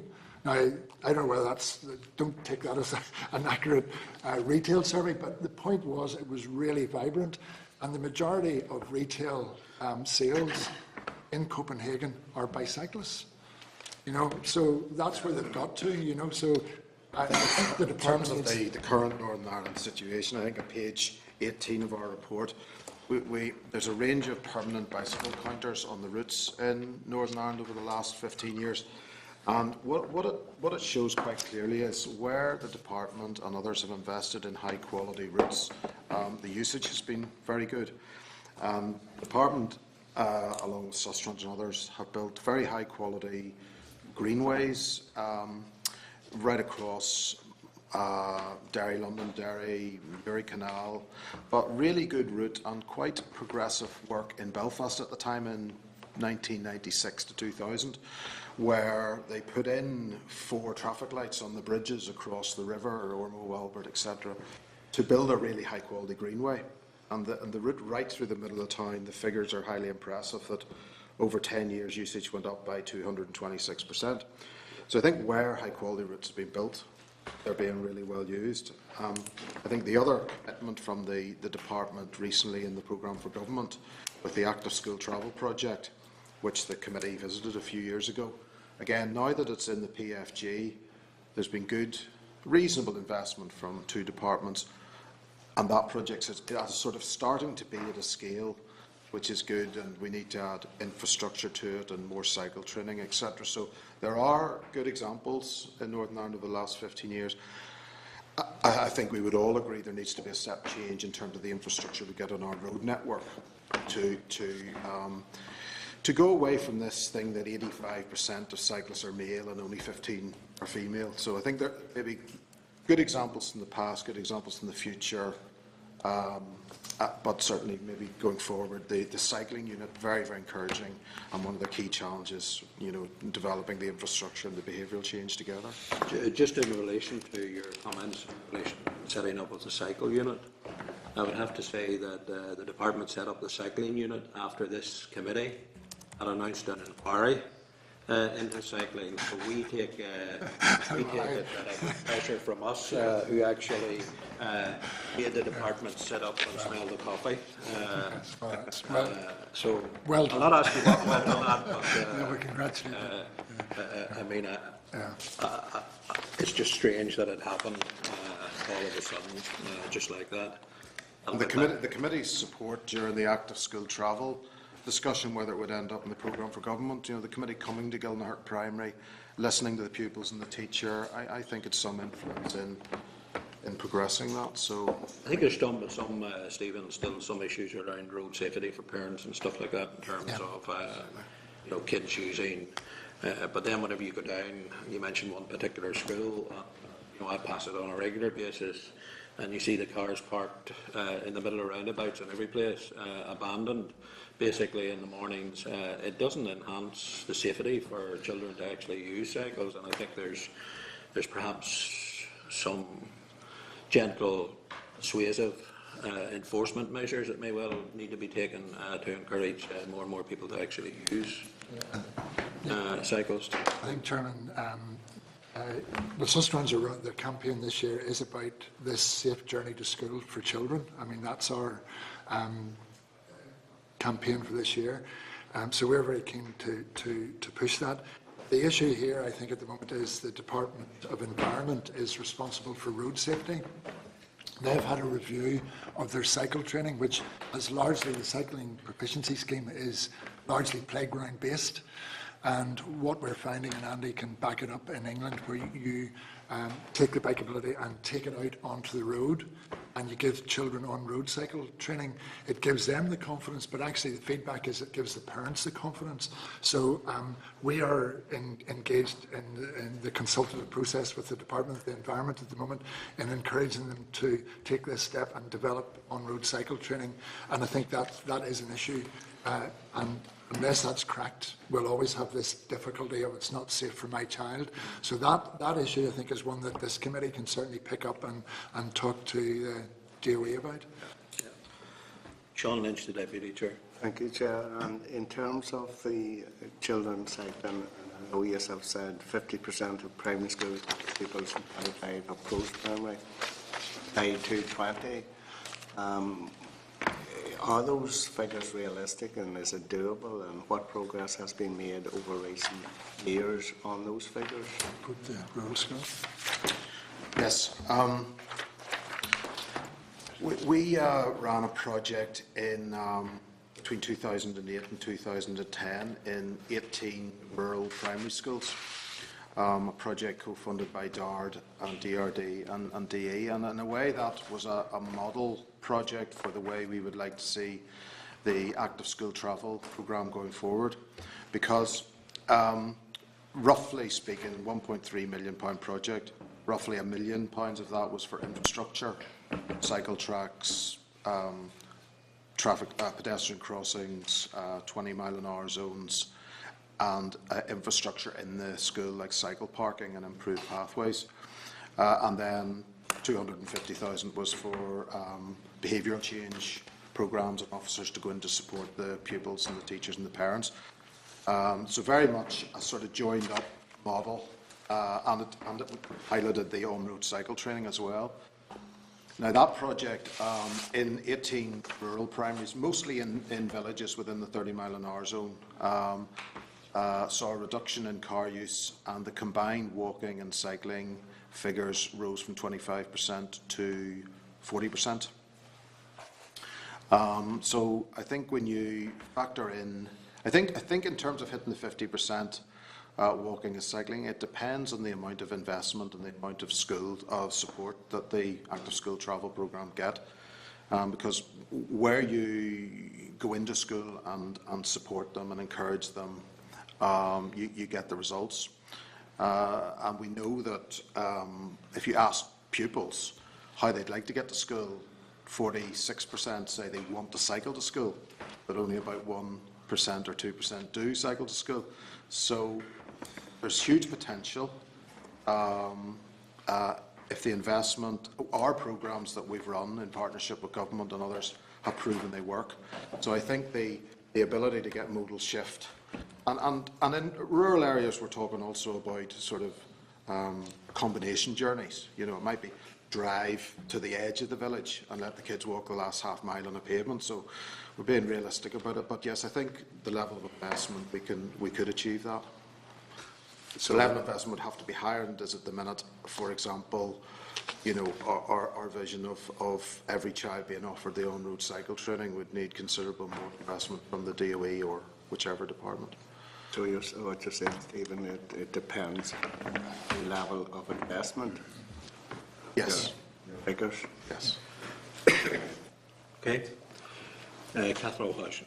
Thanks, Chair. Thanks, gentlemen, for your presentation. Fairly breathless there, Gordon. It was nothing like the peloton going by last Saturday, compared. But just to get back to Stephen, what you were saying there, maybe part of the problem is this. Part of the problem we have right across the board here is that because cycling is such a broad church, it is multi-departmental. You have DETI, you have DOE, you have DCAL, you have DRD, and you have DE, and so that's maybe part of the thing. And that's the nature of it's just the nature of the sport or the activity. When you look at cycle routes, you know, that's the strands along the roads and stuff. Look at the greenways idea of it. And then I know in DCAL we were looking at the delivery of a velodrome, and I listened to a radio discussion yesterday morning about the value of a velodrome, and this was after our visits to a number of other ones. You know, you were looking at delivery costs from anywhere from 3 million, like 14 million or something. But like all sports, you need heroes as well. You need your Martin Irwins, and you need your Nicholas Roaches, and then of course we've seen the value of the Giro last weekend as well. Like, so, I don't know how you square that circle. You know, we were looking there at the Great Western Greenway, which was delivered for a cost of what, 5.3 million euros. And is now worth an annual to the local economy 7.1 million. So, and I know everything doesn't have a price on it. So I'm just trying. How do you square all that in terms of economics? What was the best way forward? And are we getting value for money delivery in developing cycle routes on roads, or should we concentrate more on greenways where people are safer? Yeah, it's a very, very big question. I mean, I was in part of that debate yesterday. Didn't get much chance to say very much, but as far as we're concerned, yes, you do need heroes and you need to invest in elite sport. But actually, our position would be investing in the greatest number of people and we've suggested at community school level. The reason being that's an investment in the future. Some of those people might ultimately become track cyclists, and our school programme needs to progress up through to post-primary and to get them engaged in sport and developing that way. So, you know, that's our position in terms of your question. We would see investing in that. But any investment in cycling, as Andy hopefully has demonstrated, has a significantly better economic return than any other type of investment. Yeah. I know people mightn't believe it now, but when I was at school, I was at school in Mahara, which is the other side of the Glensheen Pass, and I did cycle on a number of occasions.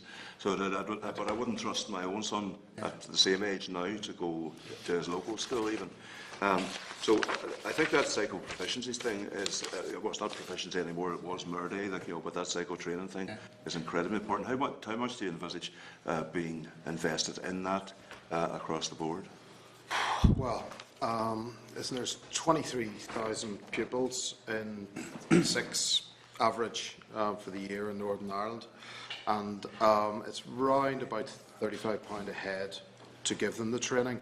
Now, we would envisage, for example, an opportunity for the private sector to be brought in for appropriate sponsorship. You would have thought it's very attractive for them to be on a high-vis jacket going into every house in the north.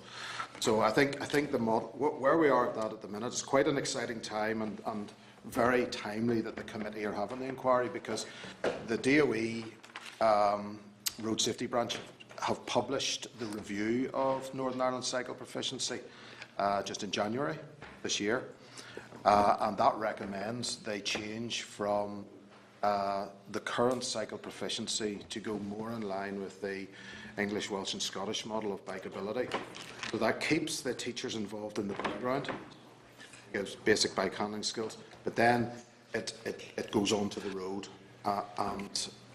It's a very important time, and I think there is an issue at the minute about resources, because if DOE, on their current budget, don't seem to have the resources to roll it out that widely. So I think, the DOE need more resources. There's interdepartmental potential with DRD and health, and potentially the private sector coming into it well. So a timely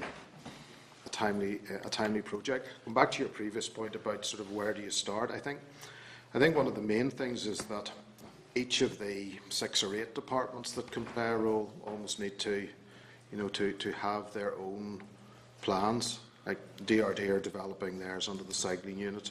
Health are well engaged with the schools and the communities programme, and there's opportunities for the likes of the DETI, the NITB, to really look at the touring product and the marketing, promotion and involvement in private sector, both in the current routes and in the future routes, and then departments joining up. Like the DSD, for example, do a lot of urban regeneration work in villages and towns, but generally at the minute aren't designing in cycle routes. So for minimal extra money, if that sort of cycle audit principle and they design it in, joined up government can genuinely, I think, contribute to it. Yeah. Just on behalf of the committee, I attended that conference that was in Clifton earlier in March of this year, and one of the subjects they touched on was the Euro Velo route and the huge amount of disposable income that cyclists have, particularly those type of cyclists that are doing that type of touring. How much work has been done on that? Yeah, we've got some good examples, after specific examples from other routes in the UK.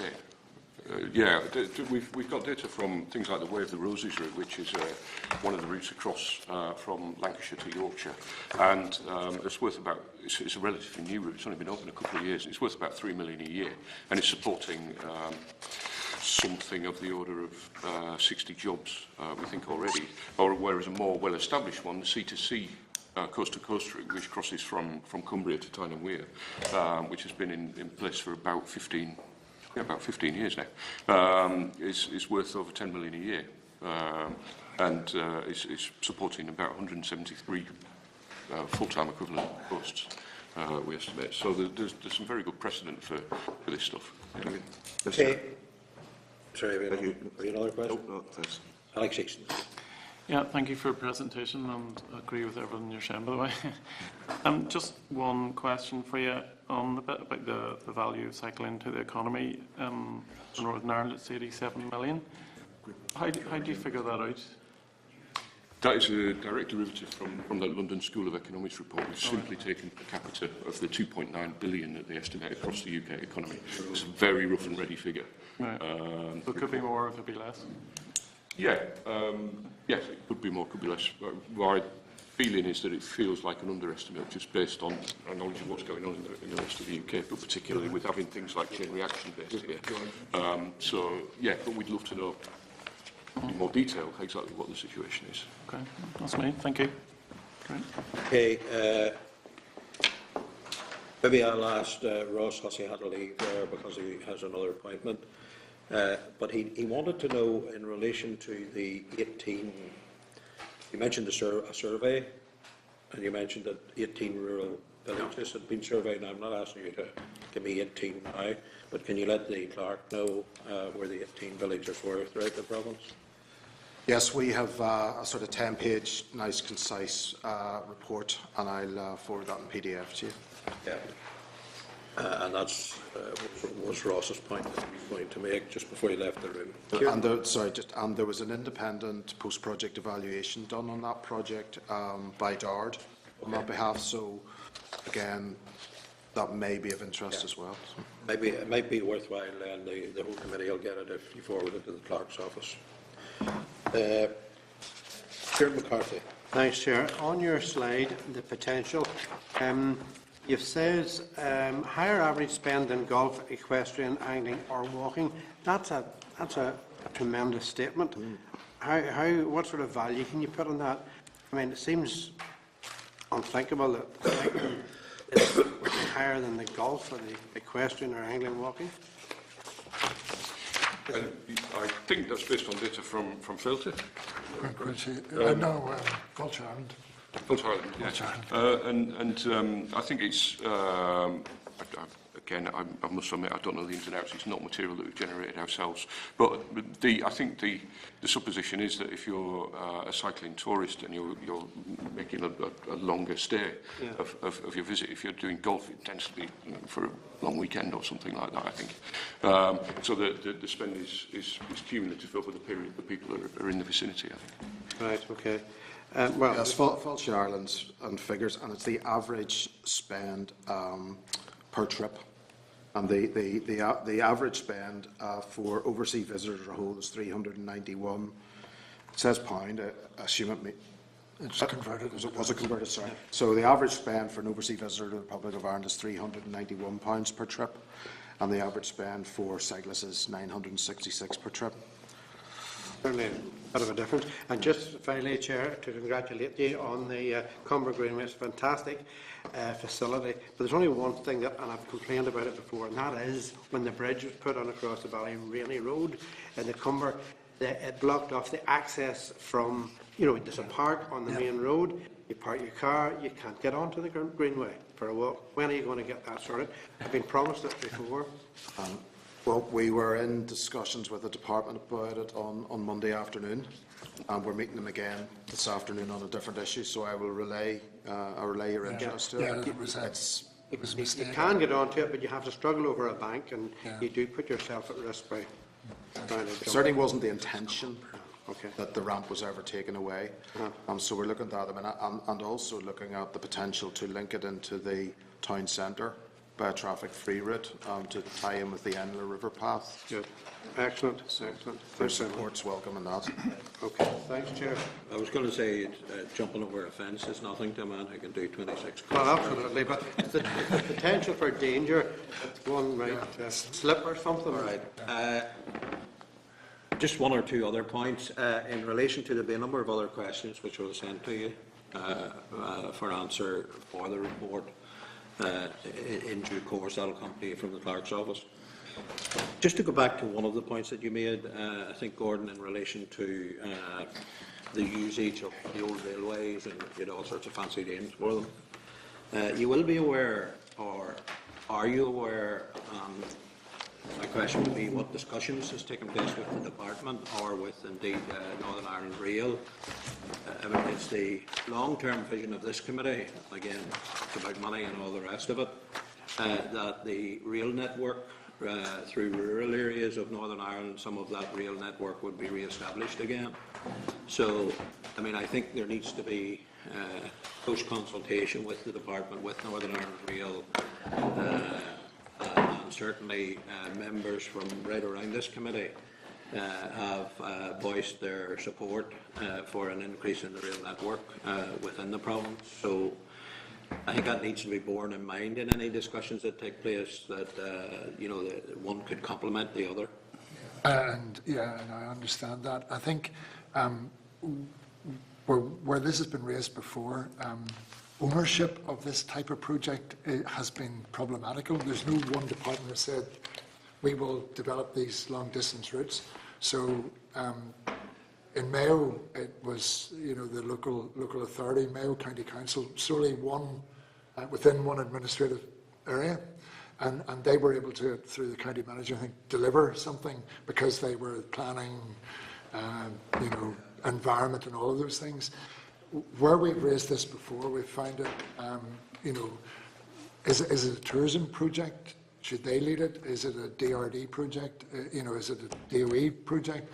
So I think one of the things we're certainly recommending is an immediate look at all of these routes and bring in the factor of, yes, this may potentially become a transport route in the future, but bring that together. So one department needs to take ownership and say, okay, we're not solely responsible, but we will lead this. So I think that a feasibility to look at what the potential is and factor in this question of long-term use. I know there's in the south there's a route that they're looking at the moment, which is not get the terms in real terms, but the route is not, it's sort of frozen, it's not totally abandoned, and they're putting in a greenway, they're putting it over the tracks. It's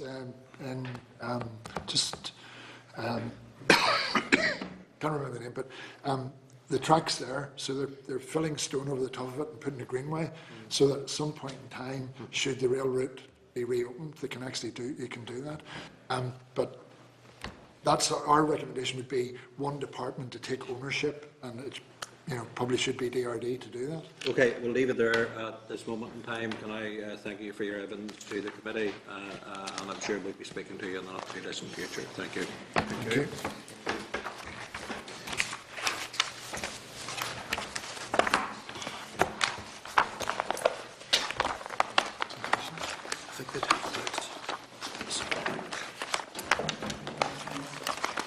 Okay, we move then to the next presentation, which is agenda item 7, members.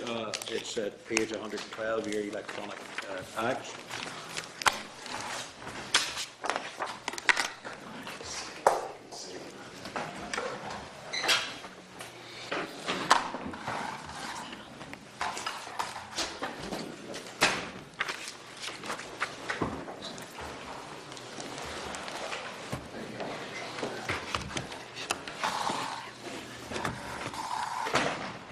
I welcome Chris Scott, who is the Activity Tourism Manager of Outdoor Recreation Northern Ireland, and Aideen Exley, who is the Marketing Manager, Outdoor Recreation Northern Ireland. You're both very welcome to the committee. We've about 10 minutes to make a presentation. I haven't been too prescriptive today so far, but then if you can leave yourself open for questions after the presentation. Thank you, Chairman. Good morning, everybody, and thank you very much for this opportunity to present as part of this evidence session. I'm going to begin the presentation, and my colleague Chris Scott will continue on behalf of Outdoor Recreation NI. So this morning, I'd just like to tell you a bit more about the organisation, what we do, because it's much wider than cycling, and then some initiatives and work we're involved in to do with cycling, and what our recommendations for the future. Outdoor Recreation NI was set up in 1999, and its remit is responsible for the strategic development, management and promotion of outdoor recreation across Northern Ireland, and it's both for the local community and for visitors and tourism. We're co-funded by 4 different government departments: the Northern Ireland Environment Agency, Department of Culture, Arts and Leisure, Sport Northern Ireland and Northern Ireland Tourist Board. Those are our core funders. So aside from that, we also seek project funding for a number of projects and initiatives that we do for programme money. And to date, we have secured over £9 million for outdoor recreation projects to date. Just to give you a bit of a flavour of our work, I have put some of the sort of key initiatives over the last number of years and current projects that we're doing. These are 4 main areas of work. In terms of product development, we have developed over 450 kilometres of off-road trails in Northern Ireland. This includes walking trails, off-road family cycling trails. We have trained and recruited and actively manage over 200 active volunteers who audit and manage the trails. In terms of widening participation, we have led various community-based projects encouraging people with disabilities and those from ethnic minorities and disadvantaged communities to take part in outdoor recreation. We also proactively promote and raise awareness of the opportunities to participate in outdoor recreation for everybody in Northern Ireland, as well as to visitors. We do that through our websites. So we run a number of websites, 2 of which are Cycle NI and Walk NI, also digital e-marketing programmes, and through the various events that we run.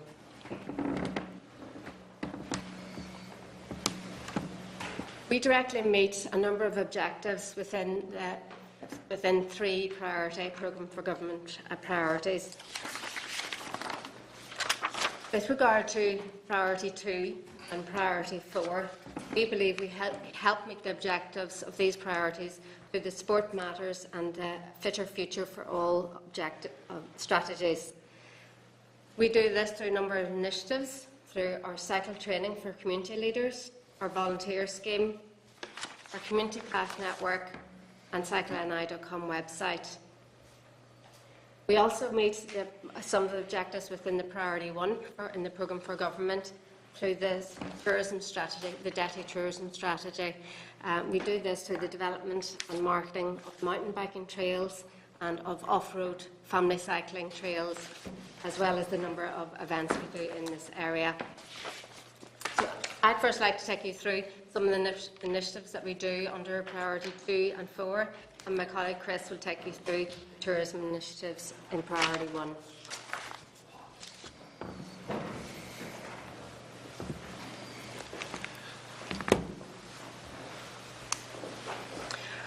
Outdoor Recreation in Northern Ireland led a cycle leadership programme targeting community groups and underrepresented groups in the community. Our aim was really to create champions and leaders, cycling leaders in these underrepresented groups, so they could encourage people within these groups to become more active, involved in outdoor recreation and cycle as part of their everyday life. However, funding has now ceased for this initiative, but we're looking for funding to continue this into the future. Moving on to volunteering then, we have 173 walk and cycle volunteers. So we recruit these and maintain them and work with them on an active basis. They create detailed audits pinpointing remedial work required to keep our trails to a very high standard and make sure they're appropriate for all. And this is for our family cycle trails and our multi-use trails such as Beach Hill in Derry, Londonderry, or Castle Archdale in County Fermanagh. We also have 51 mountain bike volunteers that we manage, and they audit and repair mountain bike trails in our National Trails Centre in County Down and County Tyrone. Moving on to the Community Path Network. We are currently initiating a new programme called the Community Path Network Scheme, and this is going to be central to our work in the next 6 years. We're just putting our strategy together for the next 6 years. The scheme really aims to create trails for cycling and walking for local communities. So essentially it's about creating trails on the doorstep of local communities. This could be looped cycle and walk trails in small towns and villages and in rural communities throughout Northern Ireland. It's also about connecting communities, so connecting small hubs throughout Northern Ireland with cycle and walk trails. We've just started work on a feasibility study for County Tyrone, going from Artstraw to Lough Derg, following the River Derg, so in the Derg Valley. And this is really a pilot study that we're doing with Sport Northern Ireland and Strabane District Council, and it's to assess the costs and understand the benefits of creating this local pathway. Another example, again in County Tyrone, we had looked at and will seek to look at again in the future is linking Gorchin Village to the Gorchin Glen Forest Park, again linking communities to places of outdoor recreation. And potentially this is something that could tie into active travel in that policy going forward. Significant investment would be required to realise this going forward.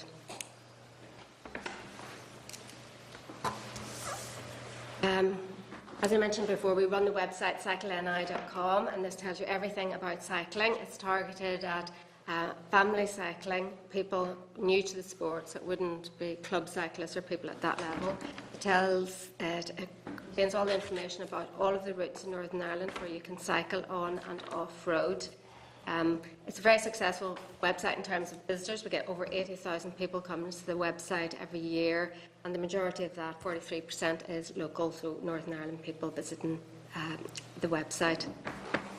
That's everything in relation to Priority 2 and Priority 4. I'll hand over to Chris now, who's going to talk about Priority 1 and the tourism angle.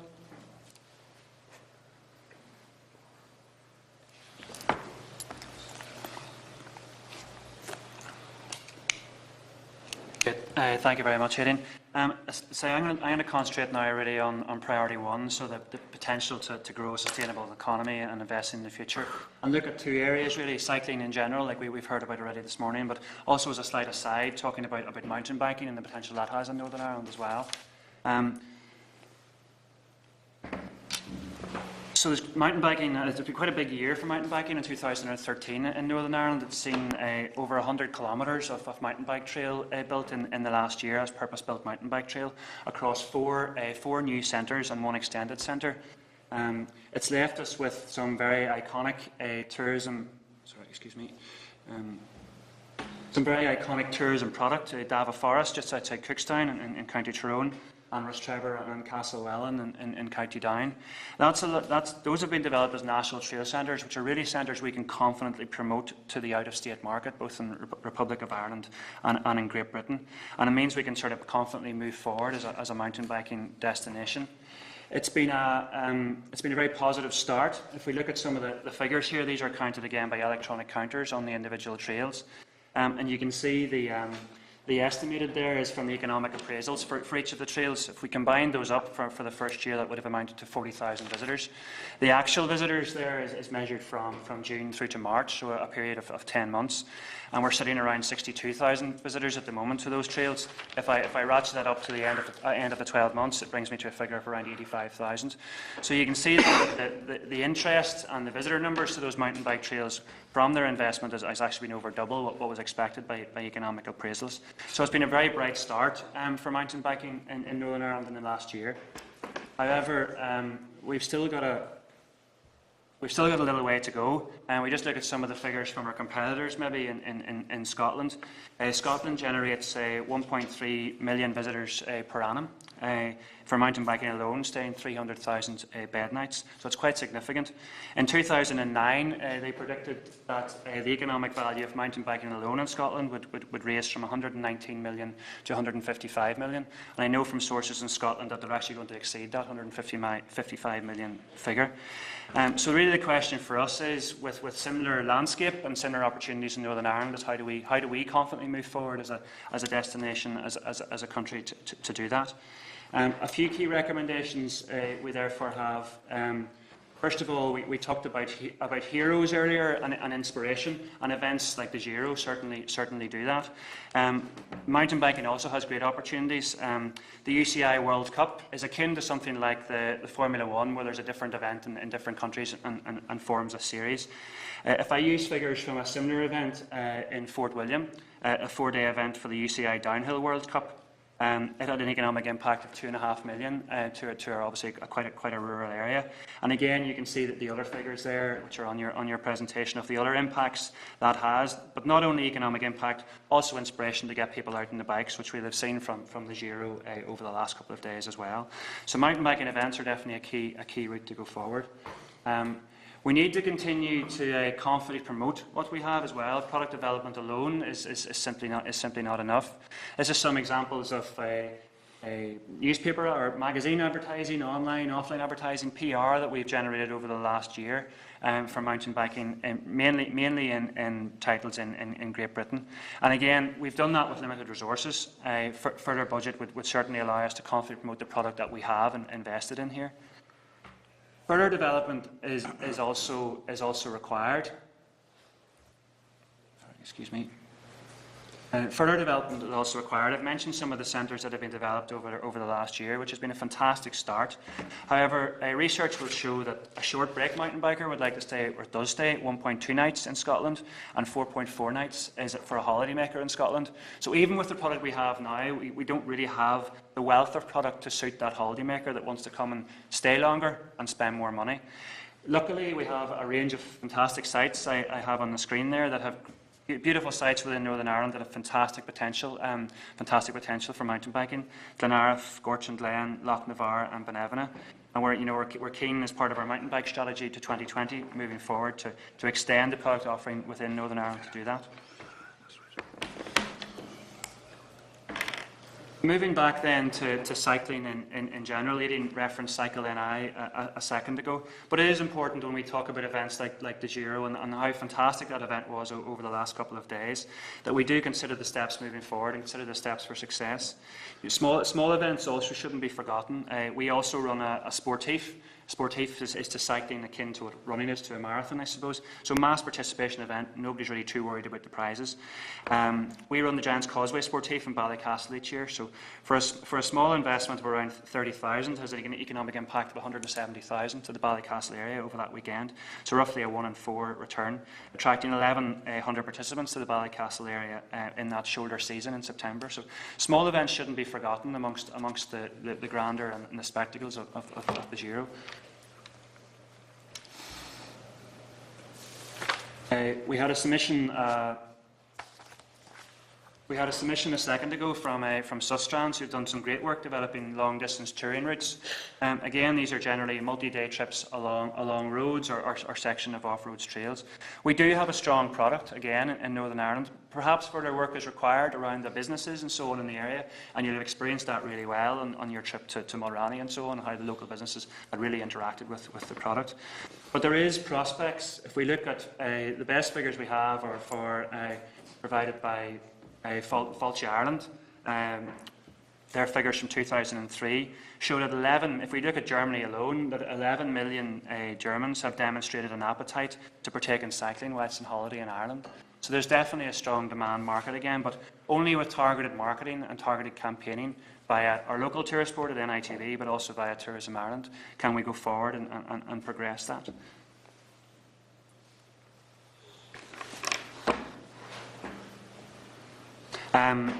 Family cycling is obviously something we've talked about quite a lot this morning and quite a lot in the submissions.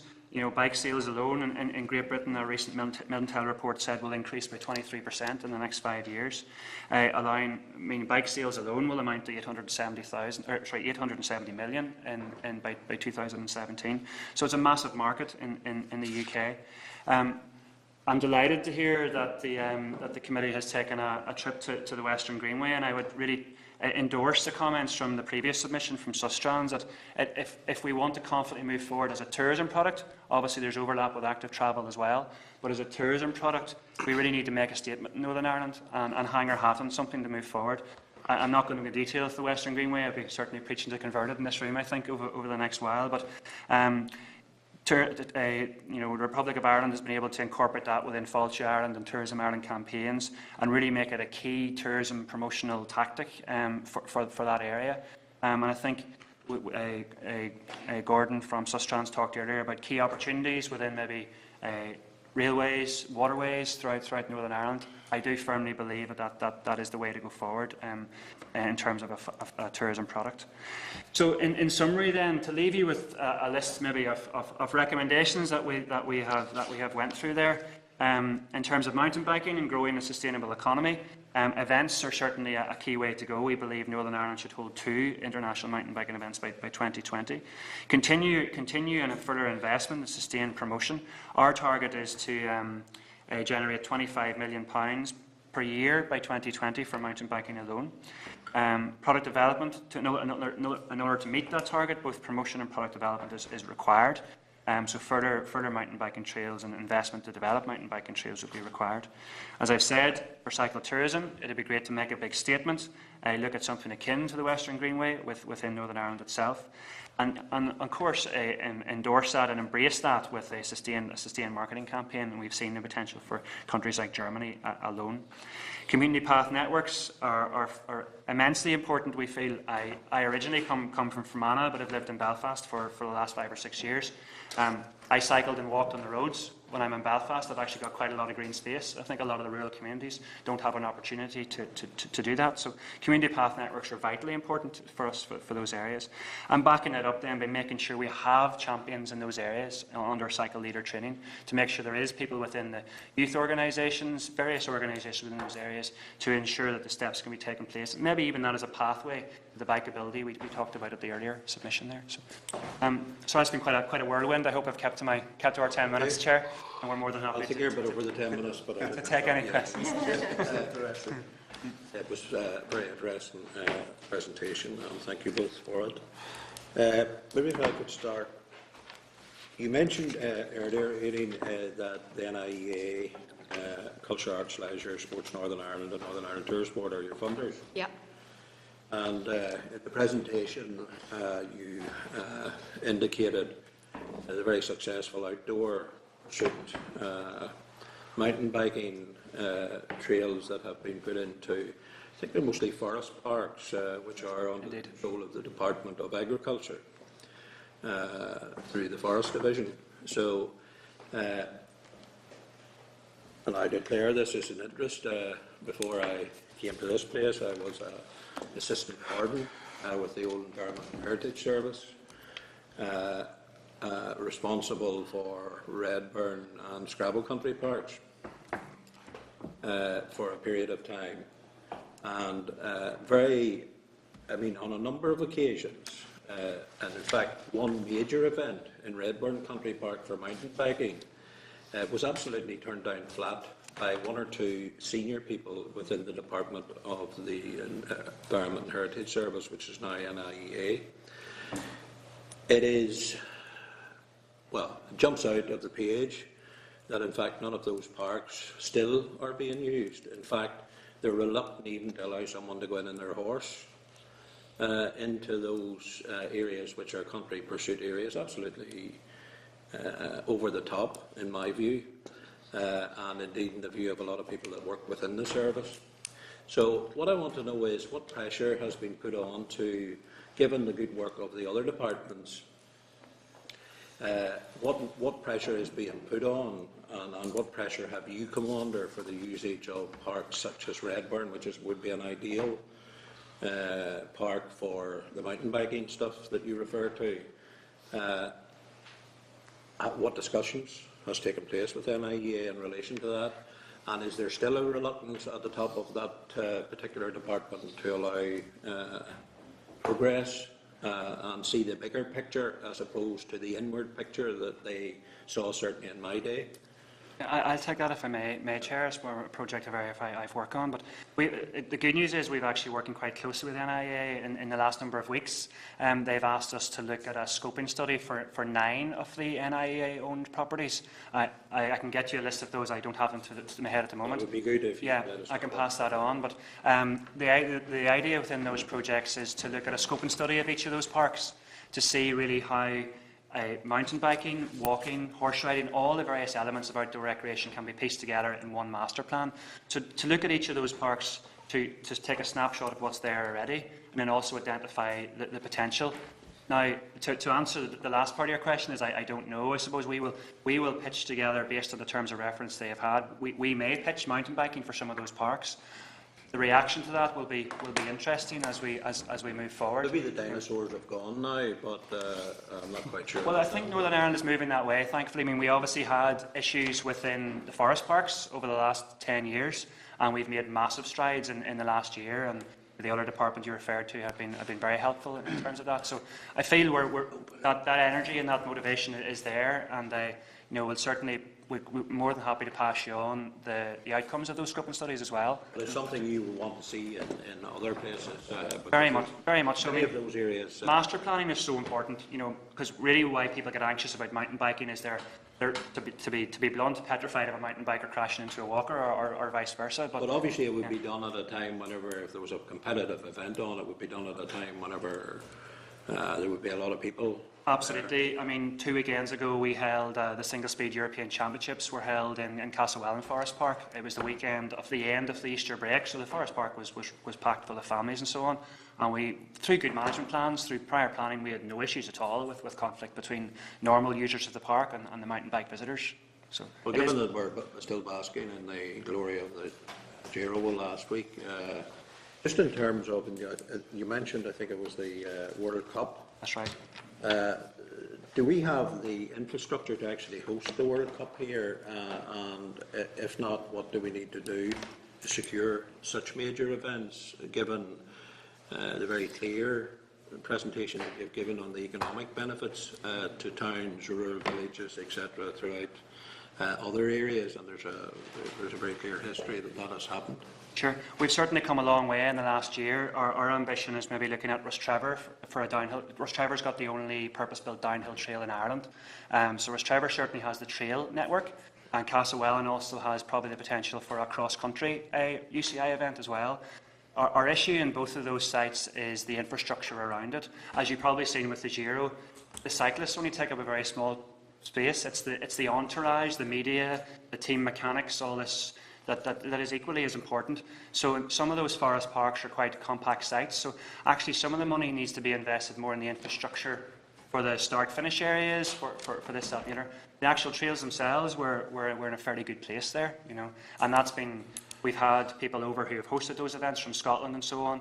And when we brought them to Rostrevor, they couldn't believe the facilities that were there. And with tweaks here and there, we can certainly have a strong platform to do that. But, any discussions with other departments to try and secure some of the legs of that world? not as when we've presented to the events team within NITB, who obviously were inextricably linked with the Giro, and very well received. So we will be. They've asked us to go in and look at a few things in terms of costs, in terms of what steps would need to be taken to put the venue in a way it could host the event. So we're working through that and hope to have that ready by the end of this financial year. The UCI bid would typically be, you're talking 3 to 4 years in advance. So if we bid next year, the event would come in 3 or 4 years. So. Okay, that's helpful, Chris. Sean Lynch, the Deputy Chair. Thanks, Chair. Thanks for the presentation. Chris, you said about having some scheme similar to the one that's the Greenway in Mulranny. Can you see any potential in the north of Ireland where that could happen? I know, like yourself, I come from Fermanagh, and I've been thinking where around the Erin there could be potential. I know you have Loch Navarre there, it's in Derrygonley. Just to, on the other aspect of things, in Mulranny they were saying they were competing with walkers, which was much higher. The figures were absolutely in terms of walkers and cyclists. So where do you see the potential for a similar project? I think the key thing is to first of all ensure the Mulranny project, as you rightly said earlier in one of the submissions, has been a very successful tourism project. The active travel element maybe not so much because of its rural nature. So you know the reason to us why the Western Greenway project has worked so well, because it was already in a tourism destination, albeit the Mulranny Hotel had went through hard times and so on, but you arrive in Westport, Achill were always tourism destinations in the past, so it has that. So that's fundamentally important. The other key aspect of the Western Greenway is how it has equal distance stops almost along the way. So you had Newport and you had the various villages along the way. So those are all really important to take into context. So it's not a matter of creating a massive project that's alien to the tourism industry or alien to an urban environment like the Connswater Greenway has talked about either. So really, I'm not going to give you a precise destination. I think a feasibility study would be a key thing to take part. It's like where in Northern Ireland, taking the terms of reference maybe I've just said and saying which of those, and there is, you know, Gordon talked about the map earlier, that the range of disused railways, opportunities around waterways as well there is in Northern Ireland. We have got numerous sites that could happen, but a feasibility study would be required to take that forward. I need to go, and just one of the points, and I made it down in Mayo, was that the disused railways, and I know in Fermanagh most of them were built on and became parts of the developments, and now most of them's gone. So I take it you don't want the train down from Fermanagh now? I'll be waiting on it. Thanks. Okay, Councillor O'Hara. Thanks, Chair. Zara, I'd like to give yourself a welcome to the opening up of many of the forest parks, not only just for mountain biking, but also for horse riding and indeed even walking. A few short years ago, many of the areas were no-go areas, and you couldn't have got into them. Just in terms of mountain biking itself, have you any idea what the overall product would be worth to, say, the local economy in terms of hard cash? I don't at the moment. We're actually working with NITB this year to roll out a research as the trails have literally been finished in sort of May time last year. We're working with NITB to take part in a research process over this summer. Now we're waiting on a Tourism Innovation Fund to open for that, so hopefully we'll be successful in our application for that. And moving forward, we'll be able to have a research report ready hopefully by March, April time next year, which will give us hard figures, exactly the figures I want to know myself. The economic appraisal alone for Rostrevor and Castlewellan, which was a project funded largely by NITB by DETI through NITB. The figures for that were, excuse me 1 second, it was 670,000 in the first year in terms of just those two trail centres. So wrapping that up over Northern Ireland, the economic impact for mountain biking could be quite high. So maybe we come back with those figures, maybe when they are available. Absolutely, we'd be keen to do that. If we can get those figures, we'll come back to the committee. There'll be a number of other questions that will be sent to you in due course as well. Just maybe in terms of others, just questions, and that come up over the Giro that you mentioned, Chair, was that in terms of TransLink, they limit their train capacity for bicycle carrying to 4, and I'm wondering, is there an opportunity for various interest groups to actually take a look at that? I think that would probably widen wider bicycle use across the board. Yeah, it is an issue for us even in terms of the mountain biking projects as well. So. Okay, thank you, Chair. Chair McCarthy. Yeah, Chair, on your presentation, I think, Chris, you did say that somewhere funding for cycle training had been withdrawn. Was that right? At some stage? That was myself, yeah. Yourself. Yet you go on to say at the very end in your recommendation, cycle leader training, invest in cycle training for community leaders in underrepresented communities. Can you see that happening after the withdrawal of funding? Yeah, we ran a 3-year project funded by a big lottery called Venture Outdoors, and cycling was an intrinsic part of that, and that was all about targeting underrepresented communities, and we trained cycle leaders in those groups. That has now come to an end. Because of the popularity of walking, we have now managed to secure some programme money for walking. It's called Walking in Your Community Initiative, but we'd like to broaden that out again to cycling. So we will be seeking to increase and widen that programme going forward. Right, and when you go back to the lottery for... There's nothing open at the moment with the lottery, so we're looking at various grant programmes. But we have small programme money to continue with the walking, which is relatively low cost and very effective. And we hope to see more money for cycling when other programmes open. Okay, thanks very much. Thanks, Chair. Okay, just finally from me, John, do you want to come in? No. Your resource requirement for the implementation of your operational plan is really quite low. Just under £630,000 for this financial year. Do you feel that you're adequately resourced, and is there an appropriate level of investment on the sector? I suppose going forward, we're working up our operational plan at the moment for the next 6 years to cover sort of 2 areas of comprehensive spending review, and that'll be around 4 million we'll require over the next 6 years. We get about 60% of that, or we're bidding for 60% of that from public support, and around 40% of that has to come from elsewhere. So us maybe carrying out consultation processes, we've interactions with private sector sponsorship and so on. But the more of that 40% we have to get, it diverts some of our staff from doing the work we really want to do, and that's a real challenge for us. So I really feel in terms of investment we can offer, as you said, it's quite a low amount, but in terms of investment, yeah, the further public support we could get would certainly make our lives a lot easier, and would stop it diverting off to spreading ourselves maybe as thinly in other areas. So yeah, further support would be certainly appreciated. Well, as I said to you, there's a number of questions which will come from the clerk's office in writing. And they will be part of the inquiry. But thank you for coming along, giving evidence to the committee today, both of you. And certainly we look forward to your input to be in the report at the end of the day. Thank you. Thank you very much. Thank you. Okay, members, we move to any other business. These are 141 of your packs, tabled papers. The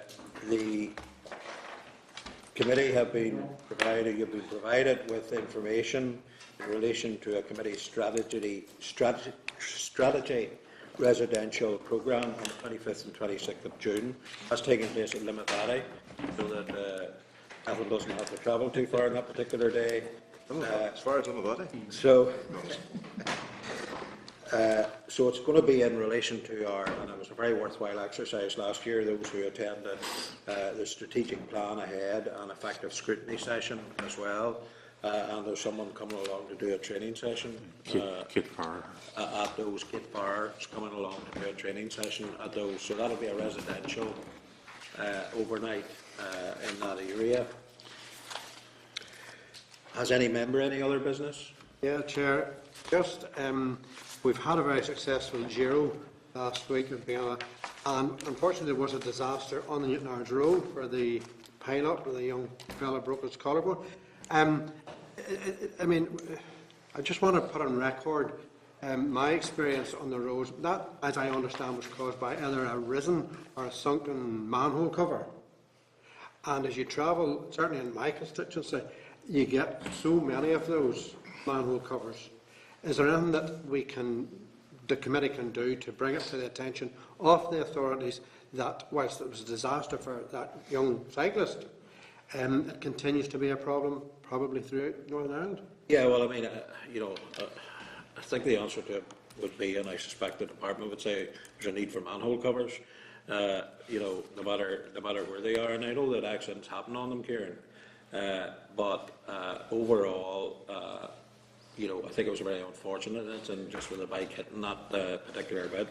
Overall, you know that I issued a press release on behalf of the committee, and I want to put on record again today here our thanks to the very substantial work that was carried out by DRD staff, particularly road service staff, in relation to it. Certainly, it seems to be one blip that happened, probably shouldn't have happened, but at the same time, accidents do happen in all of these things. Now, I prefer to wait till we see if the officials or if the race organisers say anything in relation to the whole thing before we take it, because I mean, at this point in time, they haven't said for definite that it was the manhole cover, so but the press speculated on it, I think, from that point of view. But your point's well made in relation to manhole covers. But I think all of us would want to put on record the sterling work that was carried out by road service staff in terms of road closures, route diversions, the amount of work of coning and all the rest of it that took place. Absolutely amazing. And those sentiments will also go to the Minister in letter form from the committee, as well as the press release that we've already released, to say thank you to the staff. But your point's made, and we will make that point as well in the letter. Okay. All right. Sure. Any other business? The only other matter is that the next meeting, members, is in the Hilton Hotel at Templepatrick. That will be an all-day session, will it? No. Well, sorry, there's a formal inquiry evidence session, but then there's in the afternoon we have the opportunity to visit Chain Reaction site. So we're going to chain reaction cycles in the afternoon, which is, I think, hugely important given the, that firm, I don't know, the 40-odd countries out the world that they're now supplying by mail order. So I think it's worth having a look at. So if as many members as possible can come along to that, then after there will be some lunch provided as well. So can I thank the staff today and the Hansard staff who have supported, and I declare the meeting closed. Sure. Room 21. This is the Northern Ireland Assembly Committee Room